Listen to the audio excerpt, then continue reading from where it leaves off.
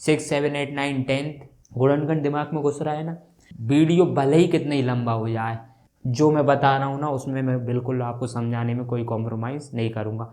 अब हमें 9 का गुणनखंड पता करना है। तो मैंने क्या बताया कि जो जो संख्या है 9 को पूरा पूरा विभाजित करेंगे, एक दी हुई संख्या का प्रत्येक गुणनखंड उस संख्या से छोटा या उसके बराबर होता है कि वह संख्या जिसके सभी गुणनखंडों का योग उस संख्या से दुगना हो। तो हम क्या बोलते हैं कि किसी भी संख्या के गुणनखंड में 1 हो और स्वयं वो खुद हो तो वह संख्या क्या होती है? 7। ये सम है या विषम इतनी बड़ी संख्या? तो हम पूरी संख्या में दिमाग नहीं लगाना, हमें सिर्फ आखिरी अंक देखना है, क्या आ रहा है? 7 आ रहा है। समझेंगे जिसमें हम 2 का विभाज्यता का नियम समझेंगे, 3 का समझेंगे, 4 का समझेंगे, 5 का समझेंगे, 6 का समझेंगे, 8 का समझेंगे, 9 का समझेंगे, 10 का समझेंगे, 11 का समझेंगे। 1, 2, 4 इन दोनों संख्याओं के गुणनखंड में है तो इसे हम क्या बोलेंगे, है ना। अगर 2 से नहीं जा रहा होता ना इसमें ही तो हम फिर उससे बड़ी अभाज्य संख्या से भाग लगाते। HCF को अभाज्य गुणनखंड विधि द्वारा भी निकाल सकते हैं। हम इस वाली संख्याओं को नहीं लिखेंगे, हम किसको लिखेंगे? सिर्फ इनको लिखेंगे। हेलो बच्चों, कैसी चल रही है आपकी पढ़ाई? एकदम खतरनाक ही चलना चाहिए। Welcome to learn top class math. मैं हूँ आपका इंसान और आज की इस वीडियो में हम क्लास 6 मैथमेटिक्स चैप्टर नंबर 3, जितना भी चैप्टर नंबर 3 में बेसिक चीज़ें हैं हम वो इस वीडियो में पूरा डिस्कस करने वाले हैं। बेसिक से बेसिक चीज़ों को डिस्कस करने वाले हैं इस वीडियो में। अगर आपने ये वीडियो अच्छे से समझ लिया तो चैप्टर 3 में जितनी भी प्रश्नावली हैं, जितनी भी एक्सरसाइज हैं, वो सारी की सारी एक्सरसाइजेज आपको बहुत आराम से बहुत अच्छे से समझ आएंगी। लेकिन जिसने इस वीडियो को मिस कर दिया उनको फिर आगे प्रश्नावली में प्रॉब्लम होगी, 100% होगी। इसलिए मैं बोल रहा हूँ कि ये वाला वीडियो बहुत अच्छे से देखना। और जो लोग मैथमेटिक्स में वीक हैं, चाहे वो कोई सी भी क्लास के हों, 6, 7, 8, 9, 10 कोई सा भी क्लास हो, मैथ कमज़ोर है, गणित में कमज़ोर है, तो ये वीडियो बहुत इंपॉर्टेंट है उन सभी बच्चों के लिए भी। क्योंकि अगर आपको बेसिक चीज़ें ही अच्छे से समझ नहीं आएंगी, LCM HCF वगैरह, ये जो भी बेसिक जो मैं आपको आज बताने वाला हूँ, इस क्लास में बताने वाला हूँ, वही अगर आपको क्लियर नहीं है तो आप कैसे आगे बड़ी क्लास में मैथमेटिक्स को स्ट्रॉन्ग कर पाओगे। तो यहाँ पर स्ट्रॉन्ग होना बहुत ज़रूरी है। तो चलिए चलते हैं, वीडियो की शुरुआत करते हैं, इस क्लास की शुरुआत करते हैं। तो आज की इस क्लास में हम किन किन टॉपिक्स को कवर करने वाले हैं। देखो, पहला टॉपिक है गुणनखंड और गुणज, इंग्लिश में हम बात करें तो फैक्टर और मल्टीपल्स। दूसरा नंबर का है संपूर्ण संख्या, परफेक्ट नंबर, ठीक है। तीसरे नंबर पे हम बात करेंगे अभाज्य संख्याएं और भाज्य संख्याएं, prime numbers and composite numbers के बारे में। चौथे नंबर पर हम बात करेंगे सम और विषम संख्याओं के बारे में, ऑड एंड इवन नंबर के बारे में, ठीक है। पांचवें नंबर पर हम बात करेंगे, हम समझेंगे विभाज्यता के नियम, जो कि बहुत ज़्यादा इम्पोर्टेंट हैं। आगे आप जब सरकारी एग्जाम की प्रिपरेशन करोगे, अगर आप करोगे तो उसमें भी ये क्वेश्चंस ज़्यादातर पूछ लिए जाते हैं, या जो मैं बेसिक इस क्लास में बता रहा हूँ सारे के सारे आते हैं। बस आप पेशेंस बनाकर देखते रहना, ठीक है। नंबर 6 टॉपिक है सार्वगुणनखंड और सार्वगुणज, मतलब common factors and common multiples. 7वें नंबर का टॉपिक है सह अभाज्य संख्याएं, को प्राइम नंबर्स। 8वें नंबर का टॉपिक है अभाज्य गुणनखंड, मतलब प्राइम फैक्टराइजेशन। 9वें नंबर का टॉपिक है महत्तम समापवर्तक, HCF, ठीक है। और 10वें नंबर पर है लघुत्तम समापवर्तक, जिसे हम LCM बोलते हैं। तो HCF और LCM 9वें और 10वें नंबर के। तो इन टॉपिक्स को देखकर आप समझ गए होंगे, अगर आप कोई सी भी क्लास में है तो कभी ना कभी सामना आपको, आपके साथ या आपका सामना इन सभी टॉपिक से हुआ होगा, मुझे पता है।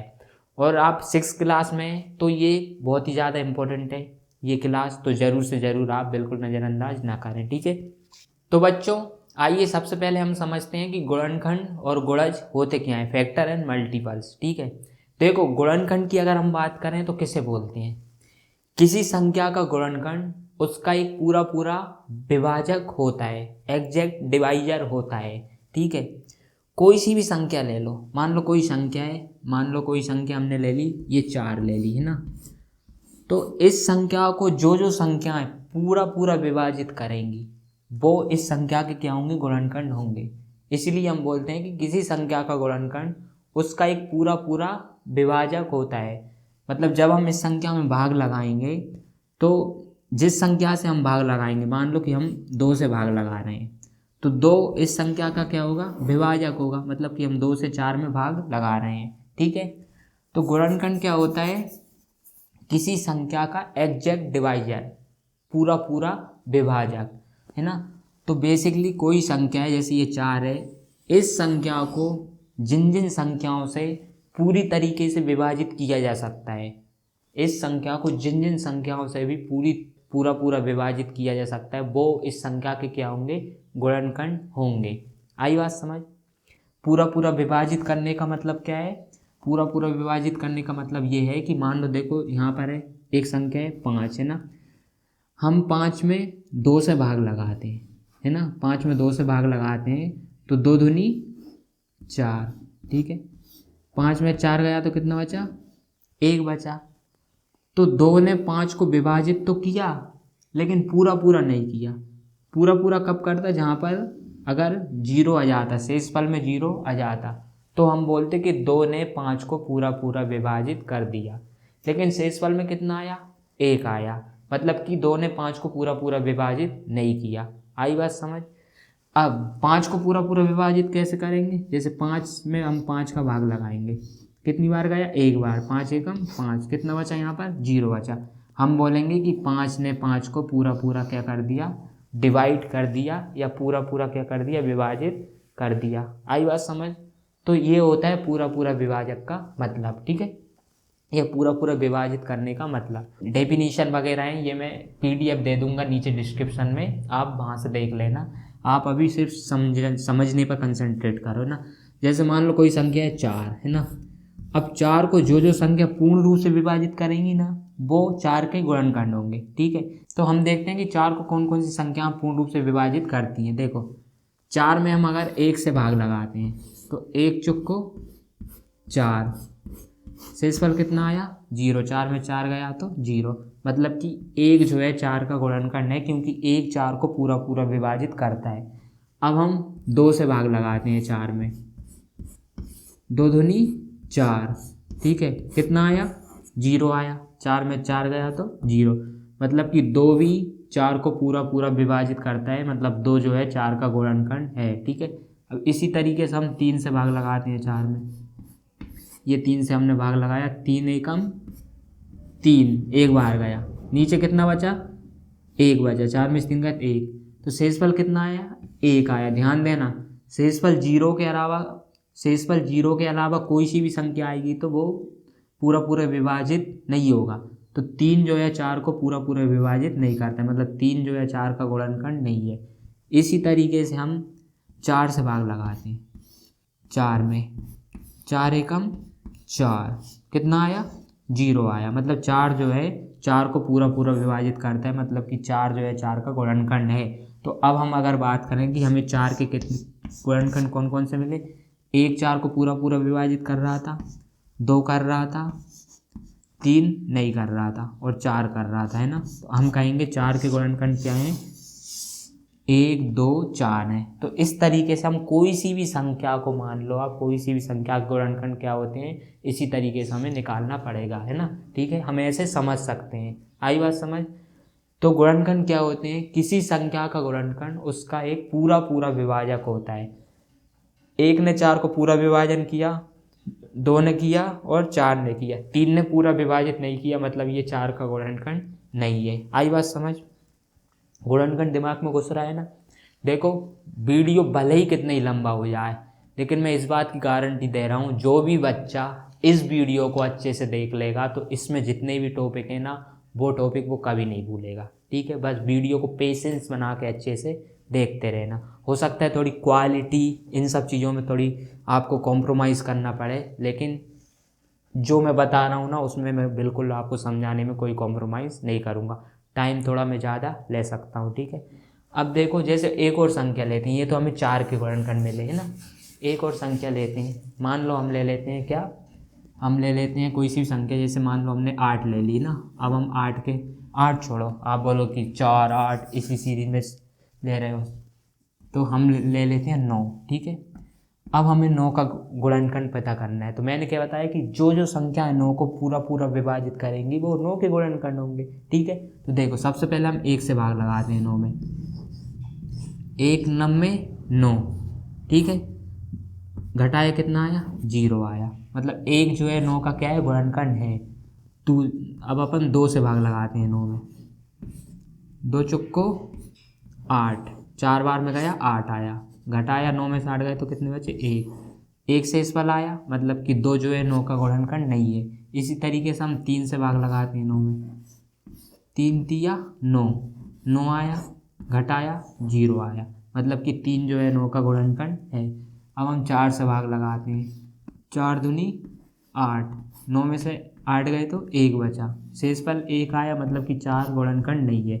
अब हम 5 से भाग लगाते हैं। 5 एकम 5, शेषफल कितना आया, 4 आया, क्योंकि 9 में से 5 गए तो 4 है ना। ठीक है, अब 5 में 4 में भाग जाएगा नहीं, 5 से 4 में भाग जाएगा नहीं, तो शेषफल 4 ही बचेगा, तो ये भी नहीं है। मैंने क्या बोला, शेषफल 0 आना चाहिए। 6 से भाग लगाते हैं 9 में। 6 एकम 6, 3 बचा, शेषफल 3 आया, ये भी नहीं है। 7 से भाग लगाते हैं 9 में। 7 एकम 7, 2 बचा, ये भी नहीं है। 8 से भाग लगाते हैं 9 में। 8 एकम 8, शेषफल 1 बचा, मतलब कि ये भी 8 भी गुणनखंड नहीं है 9 का। 9 से 9 में भाग लगाते हैं, ठीक है, एक बार में। 9 एकम 9, ठीक है, शेषफल कितना बचा, 0 बचा, मतलब ये 9 का गुणनखंड है, सॉरी गुणनखंड है, क्योंकि 0 शेषफल आया। तो अगर अब हम बात करें कि 9 के गुणनखंड क्या क्या है, तो देखो 1 से 9 में भाग लगा रहे थे, पूरा पूरा विभाजित हो रहा था तो 1 है। 2 से लगा रहे थे, नहीं हो रहा था। 3 से लगाया था, तब होगा, 3 है। 4 से 5 से 6 से 7 से 8 से नहीं हुआ, फिर हुआ काय से, 9 से। तो 9 के गुणनखंड क्या होगा, 1 3 9। तो बेसिकली आप समझ गए होंगे कि किसी भी संख्या के गुणनखंड को अगर हमें निकालना है तो हमें ये देखना पड़ेगा कि उस संख्या में कौन कौन सी संख्या से पूर्ण रूप से भाग जा रहा है। तो जिन जिन संख्याओं से पूर्ण रूप से भाग जा रहा है वो होंगे गुणनखंड, और जिन जिन संख्याओं से पूर्ण रूप से भाग नहीं जा रहा है वो उस संख्या के गुणनखंड नहीं होंगे। बात आई समझ, अच्छे से दिमाग में घुस गई ना, मुझे उम्मीद है कि घुस गई होगी। ठीक है ना, ठीक है। तो देखो 4 के हमने निकाले, 9 के हमने निकाले, इसी तरीके से हम किसी भी संख्याओं के निकाल सकते हैं। ऐसे भाग करने की ज़रूरत नहीं है, आप ऐसे काट के देख सकते हो। जैसे 9 में हम 3 से ऐसे 3 तिरका 9 पूरा पूरा कट रहा है, तो मतलब ये 3 जो है 9 का गुणनखंड है, ऐसे कर सकते हो ना।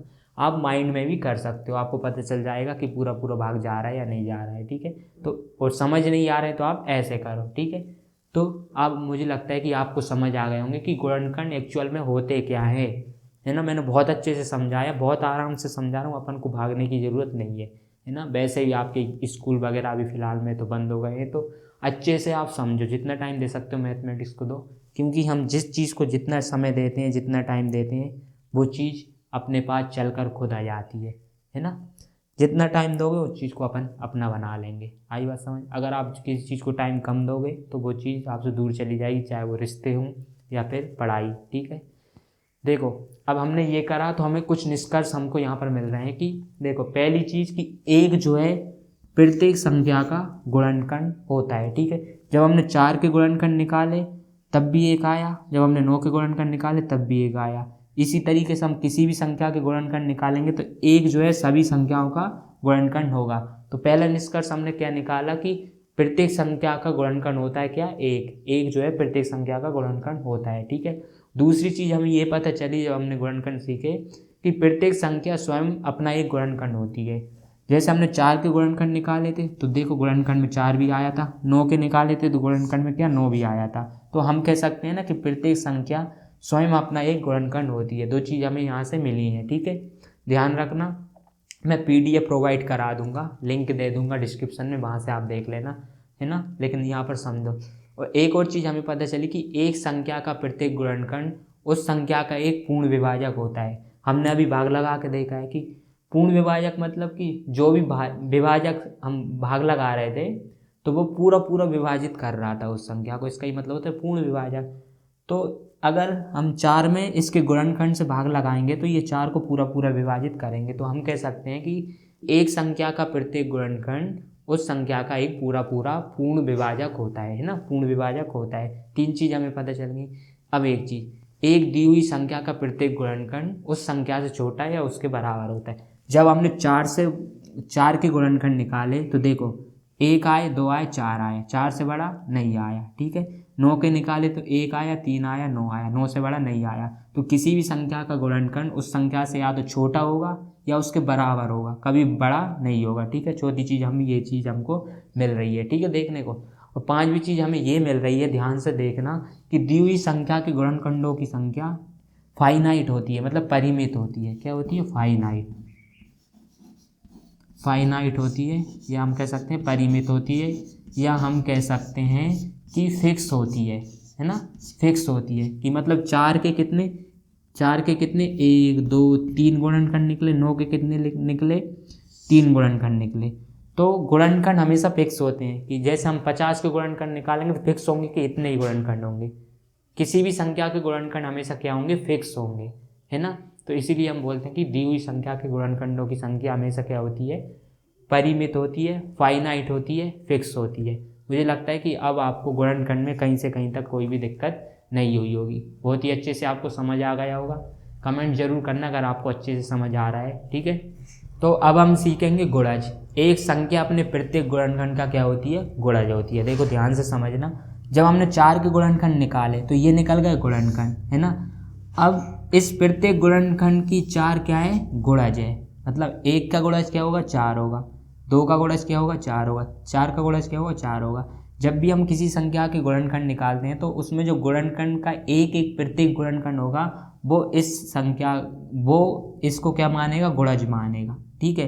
जैसे 9 के हमने गुणनखंड निकाले तो ये तो हो गए गुणनखंड, और ये हो गए क्या? गुणज हो गया। किनके? इन प्रत्येक गुणनखंड का क्या हो गया? ये 9 गुणज हो गया। आई बात समझ? ठीक है, बात आ गई समझ। जैसे नहीं आई हो समझ तो देखो अभी हम करके देखते हैं। देखो मान लो कि 12 है ना, मान लो कि ये 12 है, ठीक है। 12 को जब हम गुणनखंड करेंगे तो हम इसको ऐसे लिख सकते हैं 4 × 3 4 तिया 12, ठीक है। तो ये तो हो गए 12 के क्या? गुणनखंड। ये क्या हो गया? गुणनखंड हो गया। और ये हो गया इन दोनों का गुणज। ये क्या हो गया? गुणज हो गया, ठीक है। ये क्या हो गया? गुणज हो गया। तो किसी भी संख्या के जब हम गुणनखंड निकालते हैं तो प्रत्येक गुणनखंड का वो संख्या क्या होती है? गुणज होती है। तो 4 का भी गुणज क्या होगा? 12, और 3 का गुणज क्या हो गया? 12, है ना। तो इसे हम बोलते हैं गुणज। और जिस संख्या के हम गुणनखंड निकालते हैं उसको हम गुणज बोलते हैं। और गुणनखंड निकालने के बाद ये गुणज जो है ये प्रत्येक, इसमें अगर भाग लगाएंगे तो भाग पूरा पूरा जाएगा, मतलब प्रत्येक गुणनखंड का ये क्या हो जाएगा? गुणज हो जाएगा। आई बात समझ? अब गुणज हम निकालते कैसे हैं? गुणज मतलब होता है इंग्लिश में मल्टीपल्स, है ना, और गुणनखंड मतलब होता है फैक्टर्स। तो गुणज हम निकालते कैसे? जैसे हमें मान लो 2 का गुणज निकालना है ना। मल्टीपल्स या गुणज का मतलब ही होता है कि गुणा करना, है ना। तो जब हम 2 में किसी भी संख्या का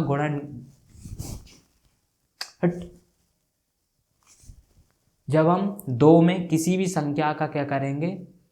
गुणा करेंगे तो वो क्या निकलेगा? हमें गुणज प्राप्त होगा, है ना, मल्टीपल्स प्राप्त होंगे। जैसे हमने 2 में 1 का गुणा किया तो क्या आ गया? 2। अब 2 का गुणज क्या हो गया? 2 हो गया। 2 में हमने 2 का गुणा किया तो क्या आ गया? 2 दूनी 4, ये भी इसका एक गुणज होगा। ऐसे हम गुणज निकालेंगे। 2 में हमने 3 का गुणा किया, क्या आ गया? 3 दूनी 6, ये भी गुणज हो गया। 2 में हमने 4 का गुणा किया, क्या आ गया? 8, ठीक है। 2 में हमने 5 का गुणा किया, क्या आ गया? 10। 2 में हमने 6 का गुणा किया, क्या आ गया? 12। 2 में हमने 7 का गुणा किया, क्या आ गया? 14 है ना। 2 में हमने 8 का गुणा किया, क्या आ गया? 16, ठीक है। 2 में हमने 9 का गुणा किया, क्या आ गया? 18। और 2 में हमने 10 का गुणा किया, क्या आ गया? 20। 2 में हमने 100 का गुणा किया, क्या आ गया? 200। और 2 में हमने 1000 का गुणा किया, ठीक है, क्या आ गए? 2000, ठीक है। तो इस तरीके से किसी भी संख्या में हम जब किसी संख्या का गुणा करते हैं तो वो उस संख्या के गुणज होते हैं, ठीक है। ठीक है, आई बात समझ? तो गुणज हम कैसे निकालते हैं? ऐसे निकालते हैं। अगर आपसे पूछ लिया जाए कि 2 के प्रथम 5 गुणज निकालो, है ना, तो हम क्या करेंगे? 1 से गुणा करेंगे, 2 से, 3 से, 4 से, 5 से, तो ये निकल गए 5 गुणज। आई बात समझ? मुझे लगता है कि आपको गुणनखंड और गुणज बहुत अच्छे से समझ आ गए होंगे। अब देखो गुणज में भी हम कुछ चीज़ें देख सकते हैं कि संख्या का प्रत्येक गुणज उस संख्या से क्या होगा? बड़ा होगा या तो उसके बराबर होगा। जब हमने दो के हमने गुणज निकाले तो देखो 2 आया, और फिर जब अगला गुणज निकाला 4 आया। मतलब या तो दो के बराबर है या 2 से बड़े हैं सारे के सारे गुणज, 2 से छोटे नहीं होंगे। तो किसी भी संख्या के जब हम गुणज निकालते हैं तो प्रत्येक गुणज जो होगा उस संख्या से बड़ा होगा या तो उस संख्या से बराबर होगा, है ना। बड़ा होगा या बराबर होगा, उससे छोटा नहीं होगा। आई बात समझ। और गुणनखंड में उल्टा हो रहा था कि उस संख्या के बराबर होगा या उससे छोटा होगा, लेकिन गुणज हमेशा बड़े होते हैं या तो बराबर होते हैं ना। अब दूसरी चीज़ हमने क्या करी थी कि गुणजों की संख्या इन्फिनाइट होती है। दी हुई संख्या की गुणजों की संख्या अपरिमित होती है। अपरिमित का मतलब क्या होता है कि चलती जाएगी। जैसे हम 2 के गुणज निकालेंगे ना, तो कितनी संख्याओं को हम गुणा करते रहें 2 में, तो गुणज निकलते जाएंगे निकलते जाएंगे निकलते जाएंगे। इसलिए हम इसे क्या बोलते हैं, या तो हम अनंत बोल सकते हैं कि अनंत गुणज होते हैं किसी संख्या के, या फिर हम इन्फिनाइट बोल दो, है ना। इन्फिनाइट बोल दो, इंग्लिश में अपरिमित बोल दो, है ना। अपरिमित मतलब फिक्स नहीं है, फिक्स नहीं है ना। किसी भी संख्या गुणज क्या है, फिक्स नहीं है कि मतलब कितने गुणज होंगे, कितने भी निकल सकते हैं। पहली चीज़ कि गुणज हमेशा उस संख्या के बराबर या उसके बड़ा होगा। दूसरी चीज़ कि गुणजों की संख्या इन्फिनाइट होती है, अपरिमित होती है, फिक्स नहीं होती है, अनंत होती है ना। और तीसरा, प्रत्येक संख्या स्वयं का एक गुणज होती है। देखो जब हम 2 का गुणज निकालेंगे तो 1 से जब हम मल्टीपल करेंगे, गुणा करेंगे, 2 निकलेगा। ऐसे हम 4 का गुणज निकालेंगे, 4 पहले हम 1 से गुणा करेंगे, 4 एकम 4। हम 10 का गुणज निकालेंगे तो 1 से पहले गुणा करेंगे तो 10, है ना। तो मतलब प्रत्येक संख्या स्वयं का एक गुणज होती है। आई बात समझ। तो मुझे लगता है कि आपको गुणज और गुणनखंड अब बिल्कुल क्लियर हो गया होगा। मैंने बहुत ज़्यादा टाइम ले लिया, इसलिए लिया इतना टाइम कि आपको आपके दिमाग में यही घुस जाए, क्योंकि मुझे पता है कि आप अभी 6 क्लास में हो और आप एक क्लास देखने के बाद आप खेलने लगोगे, कूदने लगोगे, आप रिवीजन तो करोगे नहीं। तो यहीं पर माइंड पर घुस जाना चाहिए चीज़ें, ठीक है। तो मुझे लगता है कि ये टॉपिक आपको आप बहुत अच्छे से समझ आ गए होंगे। तो बच्चों, प्यारे प्यारे बच्चों, नन्हे बच्चों, अगला टॉपिक है अपना आपका इस चैप्टर का संपूर्ण संख्या, इंग्लिश में बोलते हैं परफेक्ट नंबर। आई बात समझ। तो संपूर्ण संख्या हम किसे बोलते हैं, वह संख्या जिसके सभी गुणनखंडों का योग उस संख्या का दुगना हो। आई बात समझ। किसी संख्या के जब हम गुणनखंड करें और उन गुणनखंडों को हम जोड़ें आपस में, तो जिस संख्या के गुणनखंड कर रहे हैं उससे दुगना आना चाहिए उत्तर, तो वो हो जाएगी एक संपूर्ण संख्या। तो इसकी आप डेफिनेशन ऐसे कर सकते हो कि वह संख्या जिसके सभी गुणनखंडों का योग उस संख्या का दुगना हो, एक संपूर्ण संख्या कहलाती है, ठीक है। जैसे मान लो एक संख्या मैं ले लेता हूँ 6, ठीक है। 6 कोई संख्या है ना, इसके हम गुणनखंड करते हैं। तो गुणनखंड करेंगे तो हमें पता है कि 6 में जिस संख्या से पूर्ण रूप से भाग जा रहा है वो इसके गुणनखंड होंगे। तो 1 से जाएगा, 2 से जाएगा, 3 से जाएगा और 6 से जाएगा। आप करके देख लेना, अभी मैं पहले बता चुका हूँ, ठीक है। तो 1 से गया, 2 से गया, 3 से गया, 6 से गया। अब इनका जब हम योग करें तो इससे दुगना होना चाहिए। तो देखो हम योग करके देखते हैं, 1 + 2 + 3 + 6, इनका योग करो, कितना आया, 6 और 3 9, 9 और 2 11 और 1 12, है ना। तो ये 6 थी, 6 का दुगना कितना होता है, 12 होता है। मतलब 6 एक क्या है, परफेक्ट नंबर है, संपूर्ण संख्या है। यही तो हम बोल रही है, यही तो मैंने अभी बोला आपसे कि वह संख्या जिसके सभी गुणनखंडों का योग उस संख्या से दुगना हो, तो वह क्या होगी, एक संपूर्ण संख्या होगी। जैसे एक और संख्या हम देखते हैं, मान लो ये 8 है ना, 8 है। अब 8 के गुणनखंड करो, 1 से जाएगा, 2 8 को पूरा पूरा विभाजित करेगा, 3 नहीं करेगा, 4 करेगा, 5 नहीं करेगा, 6 नहीं करेगा, 7 नहीं करेगा और 8 करेगा, है ना। तो 8 के ये गुणनखंड है, ठीक है। आप निकाल के देखते रहना। अब अगर हम इनका योग करें तो इस संख्या से दुगना उत्तर आना चाहिए। करके देखो, 1 + 2 + 4 + 8, जोड़ो, 8 और 4 12, 12 और 2 14, 14 और 1 15, है ना। मैंने क्या बोला कि 8 से दुगना आना चाहिए गुणनखंड करने पर। 8 का दुगना कितना होता है, 16, लेकिन आंसर कितना आया यहाँ पर, गुणनखंडों का योग करने पर 15 आया। तो मतलब 8 जो है एक संपूर्ण संख्या नहीं है, परफेक्ट नंबर नहीं है। आई बात समझ। और जब हमने 6 के गुणनखंड करे थे और उनका हमने योगफल निकाला था तो उत्तर 12 आया था, 6 का दुगना आया था। मतलब कि 6 जो है एक परफेक्ट नंबर है, संपूर्ण संख्या है। आई बात समझ? तो इस तरीके से आपको संपूर्ण संख्या के बारे में याद रखना है। क्या होती है? वह संख्या जिसके सभी गुणनखंडों का योग उस संख्या का दुगना हो, है ना। जैसे एक और लेते हैं, जैसे एक 28 है ना। 28 एक संख्या है, इसके गुणनखंड देखो, 1 से जाएगा, 2 से पूरा पूरा जाएगा, 3 से जाएगा नहीं जाएगा, 4 से जाएगा, 4 सत्ते 28 है ना, 5 से जाएगा, 6 से जाएगा नहीं जाएगा, 7 से जाएगा, 7 चौको 28 है ना, 8 से जाएगा, 9 से जाएगा, 10 से जाएगा, 11 जाएगा नहीं, 12 जाएगा नहीं जाएगा, 13 से नहीं, अब जाएगा कितने से? 14 से, और फिर जाएगा 28 से। तो ये तो हो गई इस संख्या के गुणनखंड। अब अगर हम इस संख्या के गुणनखंडों को जोड़ें तो इससे अगर दुगने आ गए, उत्तर इससे 28 से दुगना आ गया, तो ये 28 एक परफेक्ट नंबर है, संपूर्ण संख्या है। और दुगना नहीं आया तो ये संपूर्ण संख्या नहीं है। तो चलिए करके देखते हैं। 1 + 2 + 4 + 7 + 14 + 28 जोड़ो, है ना। 2 और 1 3, 3 और 4 7, 7 दूनी 14, 14 दूनी 28, 28 और 28 कितने होंगे? 56। तो देखो 28 का दुगना कितना होता है? 56 होता है। मतलब कि सही आया, है ना। जब हमने किसी संख्या के गुणनखंड करे और उनका योगफल निकाला तो उत्तर कितना आया? उस संख्या से दुगना आया, 28 का 56 आया। तो हम कह सकते हैं कि 28 जो है, 28 क्या है? एक परफेक्ट नंबर है।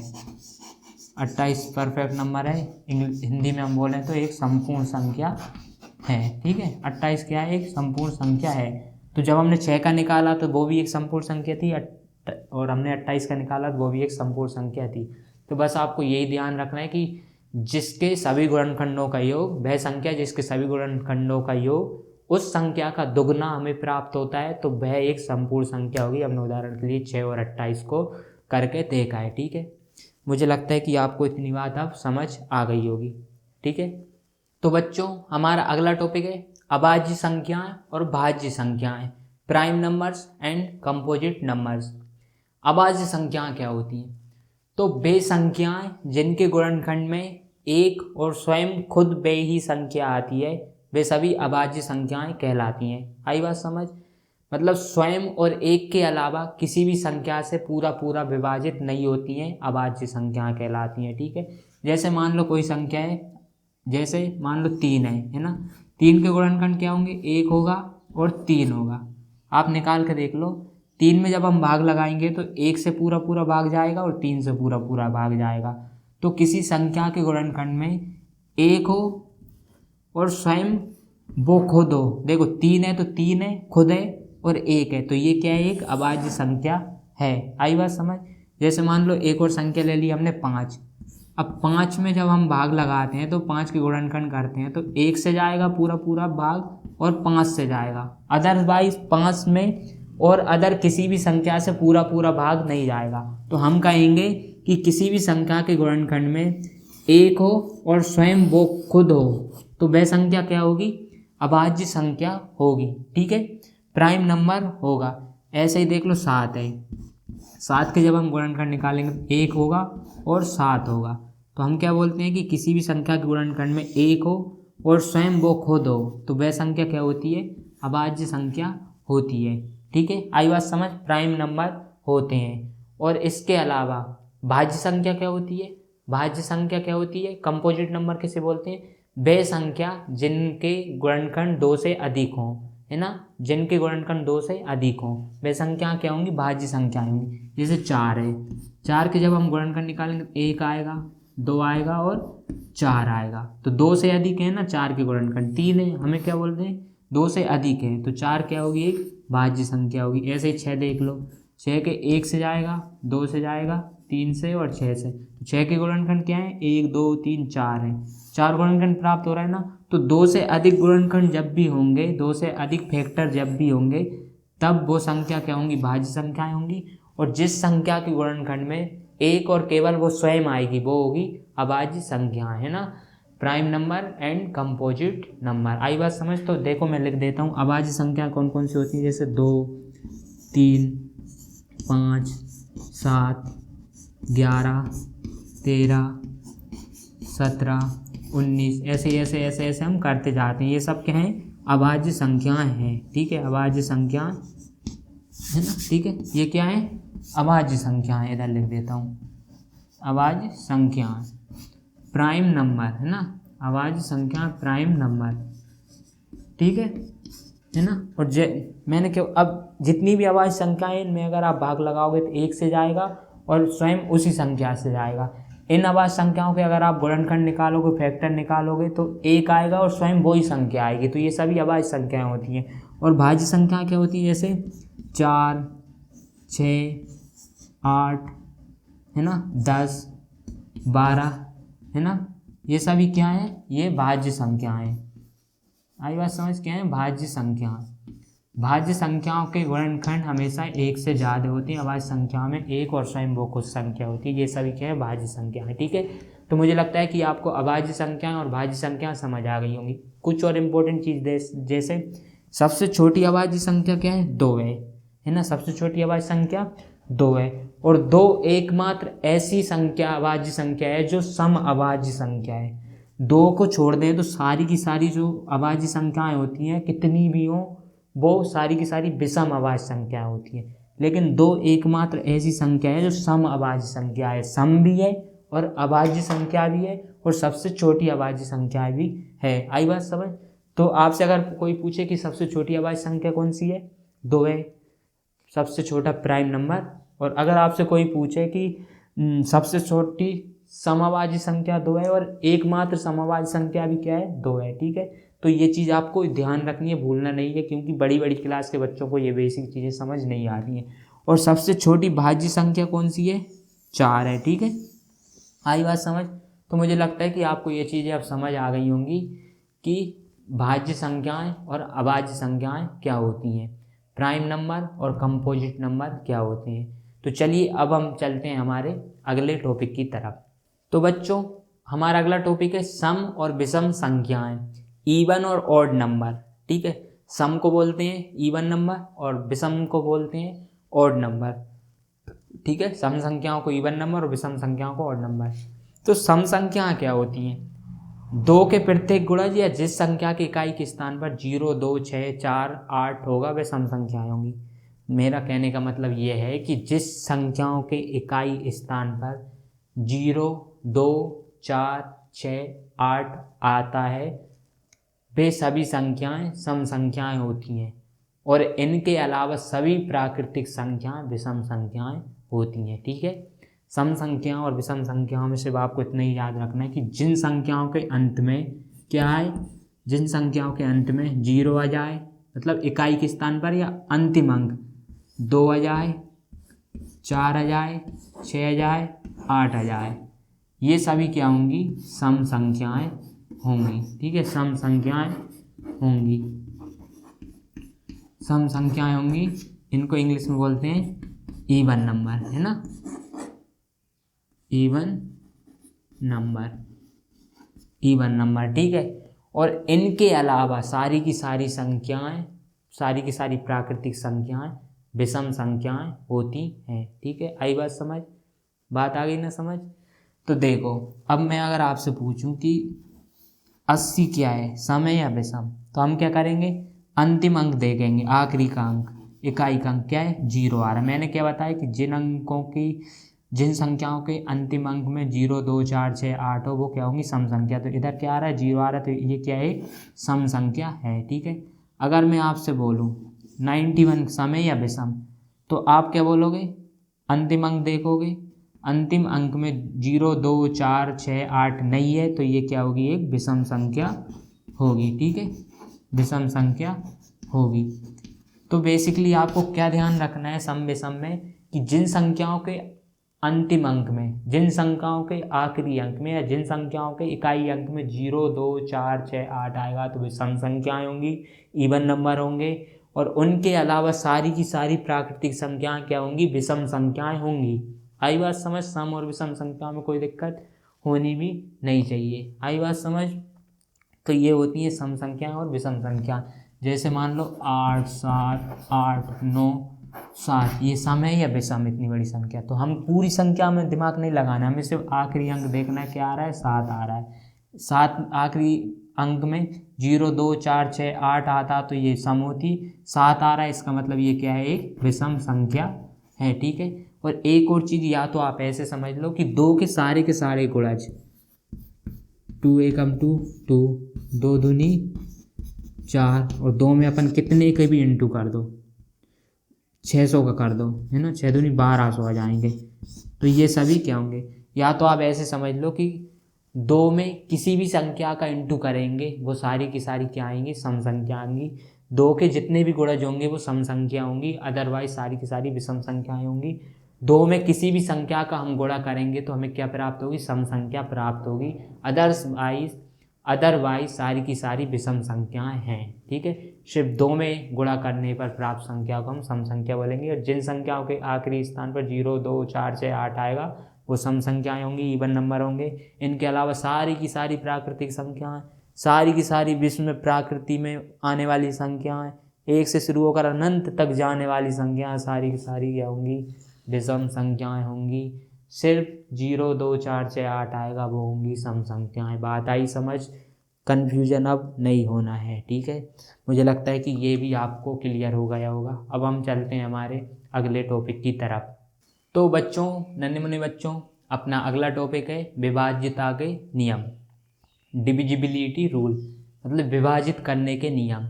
विभाज्यता के नियम का मतलब क्या है, कहाँ काम आते हैं, देखो जैसे मैं आपसे अगर बोल दिया जाए कि ये क्या है, जैसे ये क्या है 40 है, आपसे बोल दिया जाए कि क्या ये 40 2 से पूरा पूरा विभाजित होता है, पूरा पूरा का मतलब क्या, 2 से जब हम इस 40 में भाग लगाएंगे तो शेषफल 0 आएगा, तो हमें कैसे पता चलेगा, हमें जल्दी से जल्दी पता लगाना है तो हमें कैसे पता करें।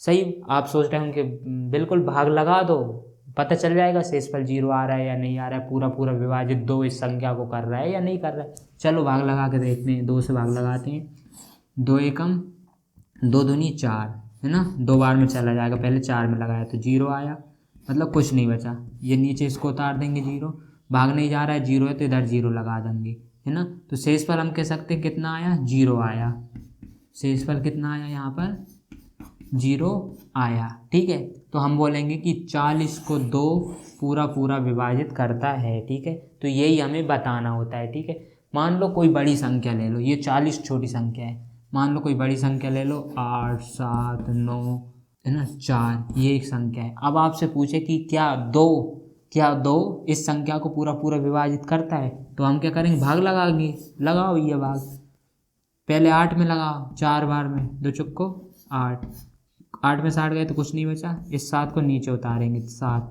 अब 7 में लगाओ 2 से, 2 3 6, है ना, कितना बचा, 1 बचा। अब इस 9 को 1 में 2 से भाग नहीं जाएगा तो ये 9 को नीचे उतार लेते हैं, कितनी बार में जाएगा, 9 बार में, 9 दूनी 18, फिर से 1 बचा, 4 नीचे उतार लिया, फिर कितनी बार में जाएगा, 2 सत्ते 14। ठीक है, 0 आया।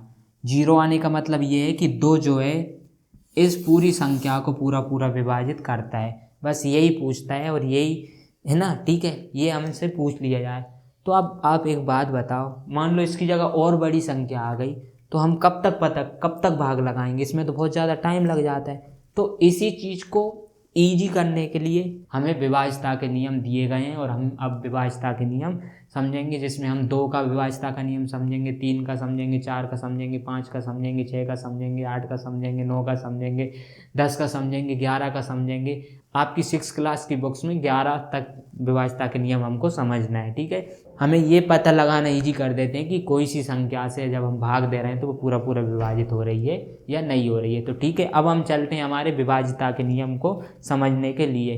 बच्चों, मुझे लगता है कि बहुत ही टाइम लग रहा है वीडियो में, है ना, मैं बहुत धीरे धीरे आराम से समझा रहा हूँ आपको, लेकिन एक बात है कि अगर आपने ये वीडियो पूरा देख लिया तो आपका बहुत ज़्यादा मैथमेटिक्स का जो कोर बेसिक चीज़ें हैं वो आपको क्लियर हो जाएंगी इस वीडियो में। ठीक है, अब हम समझते हैं पहला कि 2 का विभाज्यता का नियम। पहला नियम क्या है, 2 का विभाज्यता का नियम। ठीक है, 2 का विभाज्यता का नियम, डिविजिबिलिटी रूल ऑफ 2, है ना।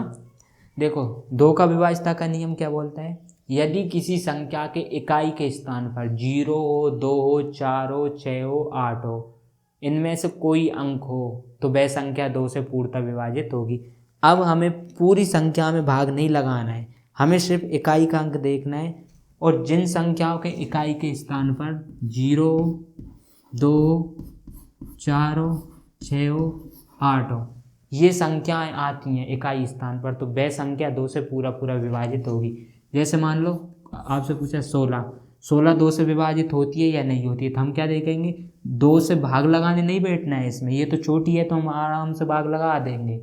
लेकिन मान लो बड़ी संख्या आ गई, फिर हम क्या करेंगे, इसलिए सिर्फ और सिर्फ हमें क्या करना है, इकाई का अंक देखना है। तो 2 का विभाज्यता का नियम क्या बोलता है, जिस संख्याओं के इकाई के स्थान पर 0 2 4 6 8 आएगा तो वह संख्या 2 से पूरा पूरा विभाजित होगी। इसमें देखो इकाई के स्थान पर क्या है, 6 है, मतलब कि ये संख्या क्या होगी, 2 से पूरा पूरा विभाजित होगी। आई बात समझ, सिर्फ इकाई का अंक देखना है। जैसे मान लो और एक और संख्या लेते हैं, हम ले लेते हैं 164। अब बताओ ये संख्या 2 से पूरा पूरा विभाजित हो रही है नहीं, मतलब कि 2 से अगर हम इस संख्या में भाग लगाएं तो शेषफल 0 आएगा या नहीं आएगा। तो अब भाग लगाने हमें नहीं बैठना है, क्योंकि भाग लगाएंगे तो बहुत टाइम लग जाएगा।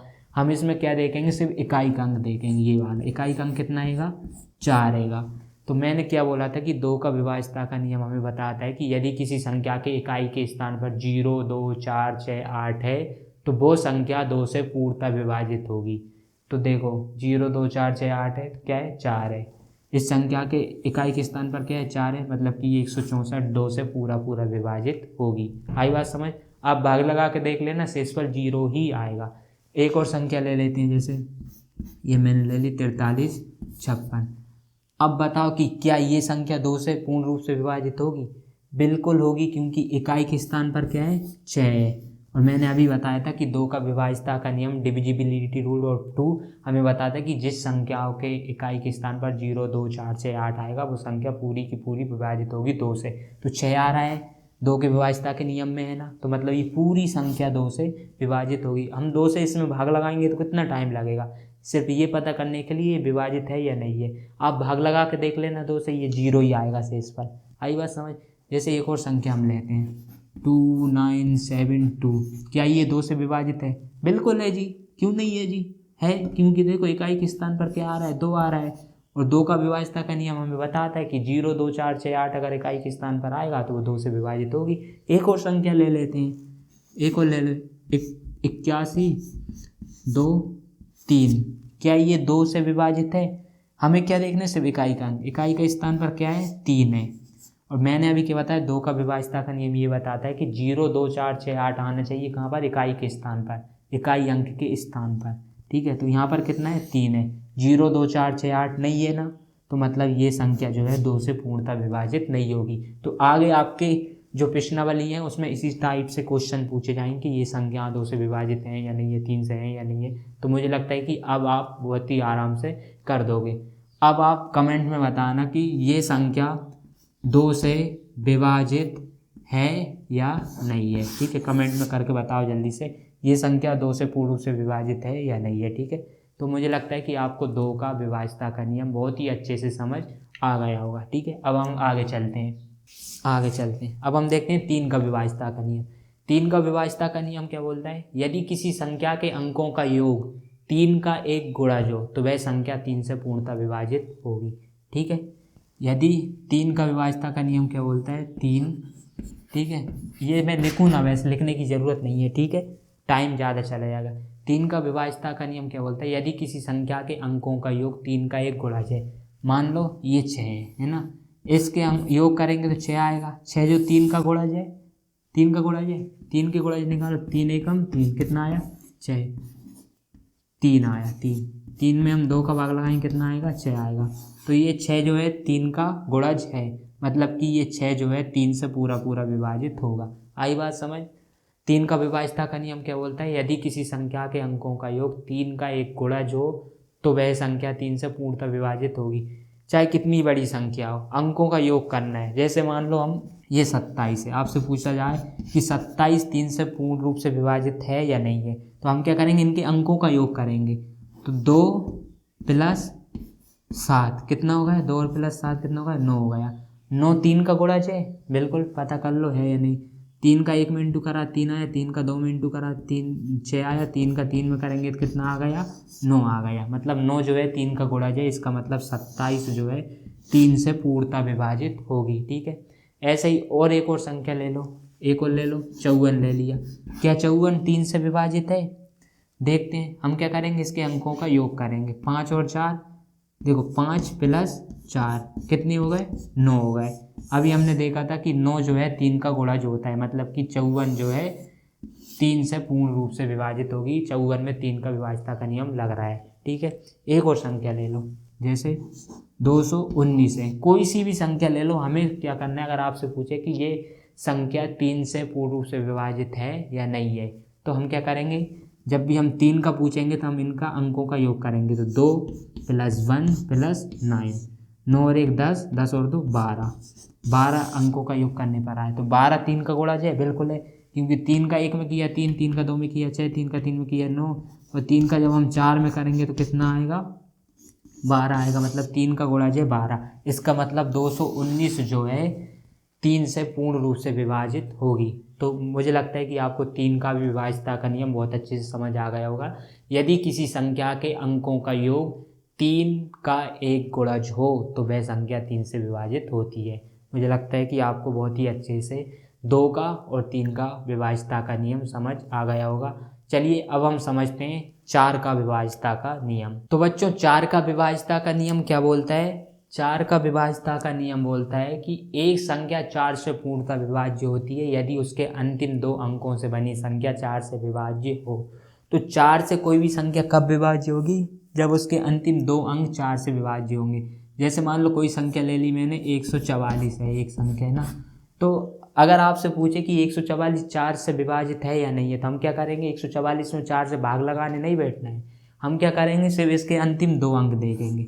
अगर अंतिम 2 अंक 4 से पूर्णतः विभाजित होते हैं तो ये पूरी की पूरी संख्या 4 से विभाजित होगी। देखो 44 में अंतिम 2 अंक क्या है, 44 है ना। इसमें आप 4 से भाग लगा के देख लो, तो देखो 4 एकम 4, एक है ना, कुछ नहीं बचा, और 4 उतारा, 4 एकम 4, कितना आया, 0 आया, ठीक है। 11 बार में 11 चौको 44, 11 बार चल गए। ये 44 जो है पूरा पूरा विभाजित होता है, तो मतलब ये पूरी संख्या भी 4 से विभाजित होगी, है ना। तो 4 का विभाज्यता का नियम हमें यही बताता है कि एक संख्या 4 से पूर्णतः विभाजित होगी अगर उसके अंतिम 2 अंकों से बनी संख्या 4 से विभाज्य हो, ठीक है। जैसे एक और संख्या हम ले लेते हैं, 244, ये 244 है। हम क्या करेंगे, आपसे पूछे कि 244 4 से विभाज्य है या नहीं है, तो हम क्या करेंगे, पूरे 244 में भाग नहीं लगाने, हम अंतिम 2 अंक में भाग लगाएंगे। अगर 44 4 से विभाज्य है, मतलब 4 से विभाज्य है पूर्ण रूप से, तो ये पूरी की पूरी संख्या विभाज्य। अभी हमने देखा था 44 4 से विभाज्य था, तो 244 भी 4 से विभाज्य होगी पूर्ण रूप से, ठीक है। एक और संख्या ले लेते हैं, जैसे एक और संख्या हम ले लेते हैं 13। देखो 4 से विभाजित होने चाहिए अंतिम 2 अंक, ठीक है। एक और संख्या ले लेते हैं 13 36 मान लो। अब क्या आपसे कोई पूछे कि ये 13 36 4 से विभाज्य है या नहीं है, पता करो, तो हम पूरे में भाग नहीं लगाएंगे, हम क्या करेंगे, सिर्फ अंतिम 2 अंक देखेंगे। कितने अंतिम 2 अंक, 36 हैं। 36 4 से पूर्ण रूप से विभाजित है या नहीं है, देखो 4 से जब हम इसमें भाग लगाएंगे तो 9 बार में 4 नाम 36, पूरा पूरा भाग जाएगा, शेष पर 0 बचेगा। आई बात समझ। अगर ये अंतिम 2 अंक पूरे पूरे विभाजित हो रहा है 4 से, तो ये पूरी संख्या भी 4 से विभाजित होगी। आई बात समझ। तो 4 का विभाज्यता का नियम क्या बोलता है, एक संख्या 4 से पूर्णतः विभाज्य होती है यदि उसके अंतिम 2 अंकों से बनी संख्या 4 से विभाजित हो तो, ठीक है। तो मुझे लगता है आपको 4 का विभाज्यता का नियम भी समझ आ गया होगा। अब अगला हम देखते हैं 5 का विभाज्यता का नियम।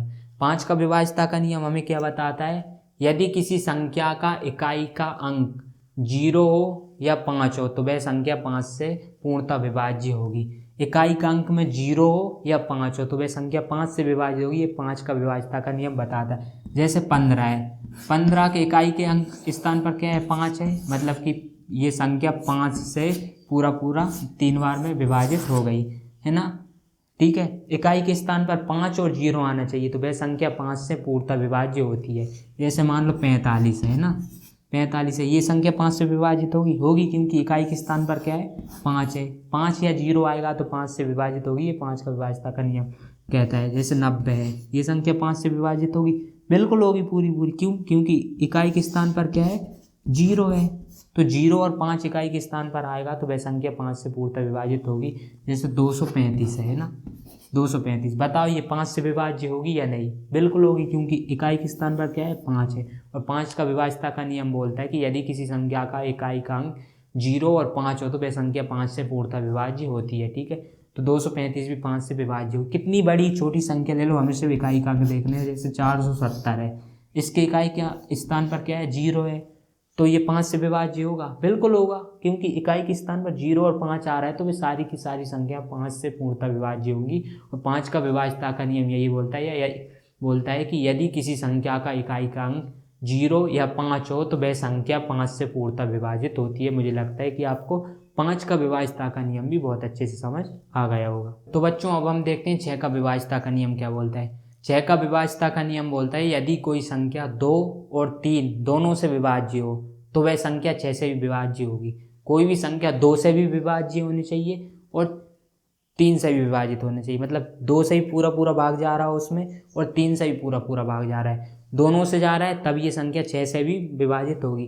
जैसे मान लो 12 है ना, 12 में जब हम 2 से भाग लगाते हैं, जब हम इसमें 2 से भाग लगाएंगे तो 2 ही छिंग 12, 6 बार में पूरा का पूरा जाएगा। और जब हम इसमें 3 से भाग लगाएंगे, जब हम 12 में 3 से भाग लगाएंगे, 3 चौको 12, पूरा का पूरा भाग जा रहा है। तो ये जब इसमें 2 से भाग जा रहा है, 3 से भाग जा रहा है, तो ये संख्या 6 से भी पूरी विभाजित होगी। यही हमें 6 का विभाज्यता का नियम बताता है। ठीक है, जैसे हम 12 है, 12 में हमने 2 से भाग लगाया, देखो पूरा का पूरा जाने का मतलब शेषफल 0 आने से, 2 ही छिंग 12, ठीक है, शेषफल 0 आया, मतलब 2 से पूरा का पूरा भाग गया। अब इसी 12 में हमने 3 से भाग लगाया, 3 चौको 12, शेषफल कितना आया, 0 आया, मतलब 3 से पूरा पूरा भाग जा रहा है। 2 से और 3 से अगर पूरा का पूरा भाग जा रहा है तो इस संख्या में जब हम 6 से भाग लगाएंगे तो पूरा का पूरा भाग जाएगा, 6 दूनी 12, शेषफल 0। तो यही 6 का विभाज्यता का नियम हमें बताता है कि यदि कोई संख्या 2 और 3 दोनों से विभाज्य हो तो वह संख्या 6 से भी विभाज्य होगी।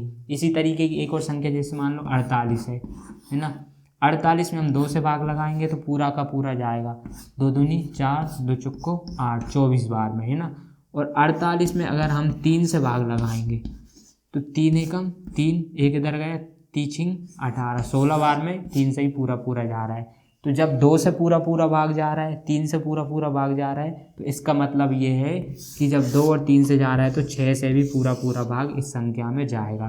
ठीक है, यही हमें 6 का विभाज्यता का नियम बताता है। लगा के देख लो, 48 में 6 का भाग, 8 छिंग 48, पूरा का पूरा जा रहा है ना, शेषफल कितना आया, 0 आया। तो का विभाज्यता का नियम यही बताता है कि यदि कोई संख्या 2 और 3 से विभाज्य हो, मतलब 2 से भी विभाज्य हो, 3 से भी विभाज्य हो, 2 से ही पूरा पूरा कट रही हो, 3 से ही पूरा पूरा कट रही हो, 2 से पूरा पूरा भाग जा रहा हो और 3 से भी पूरा पूरा भाग जा रहा है, तो उस संख्या में 6 से भी पूरा का पूरा भाग जाएगा। यही हमें 6 का विभाज्यता का नियम बताता है। आई बात समझ? मुझे लगता है कि आपको 6 का विभाज्यता का नियम भी समझ आ गया होगा। अगला है अपना 8 का विभाज्यता का नियम। 8 का विभाज्यता का नियम क्या बोलता है, यदि किसी संख्या के अंतिम 3 अंक 8 से विभाज्य हो तो वह संख्या 8 से पूर्णतः विभाज्य होगी, है ना। मान लो कोई संख्या है, मान लो 21 0, कोई भी संख्या हो, सिर्फ हमें अंतिम 3 अंक देखना है, 21 0 4, ये कोई संख्या है। अब आपसे पूछा है कि ये संख्या 8 से विभाज्य है या नहीं है, तो हम क्या करेंगे, इसमें विभाज्यता का नियम से देखेंगे कि विभाज्यता का नियम 8 का क्या बोलता है कि किसी भी संख्या के अंतिम 3 अंक अगर 8 से विभाज्य हैं तो पूरी पूरी संख्या 8 से विभाजित होगी। तो हम अंतिम 3 अंक में 8 से भाग लगा के देखेंगे।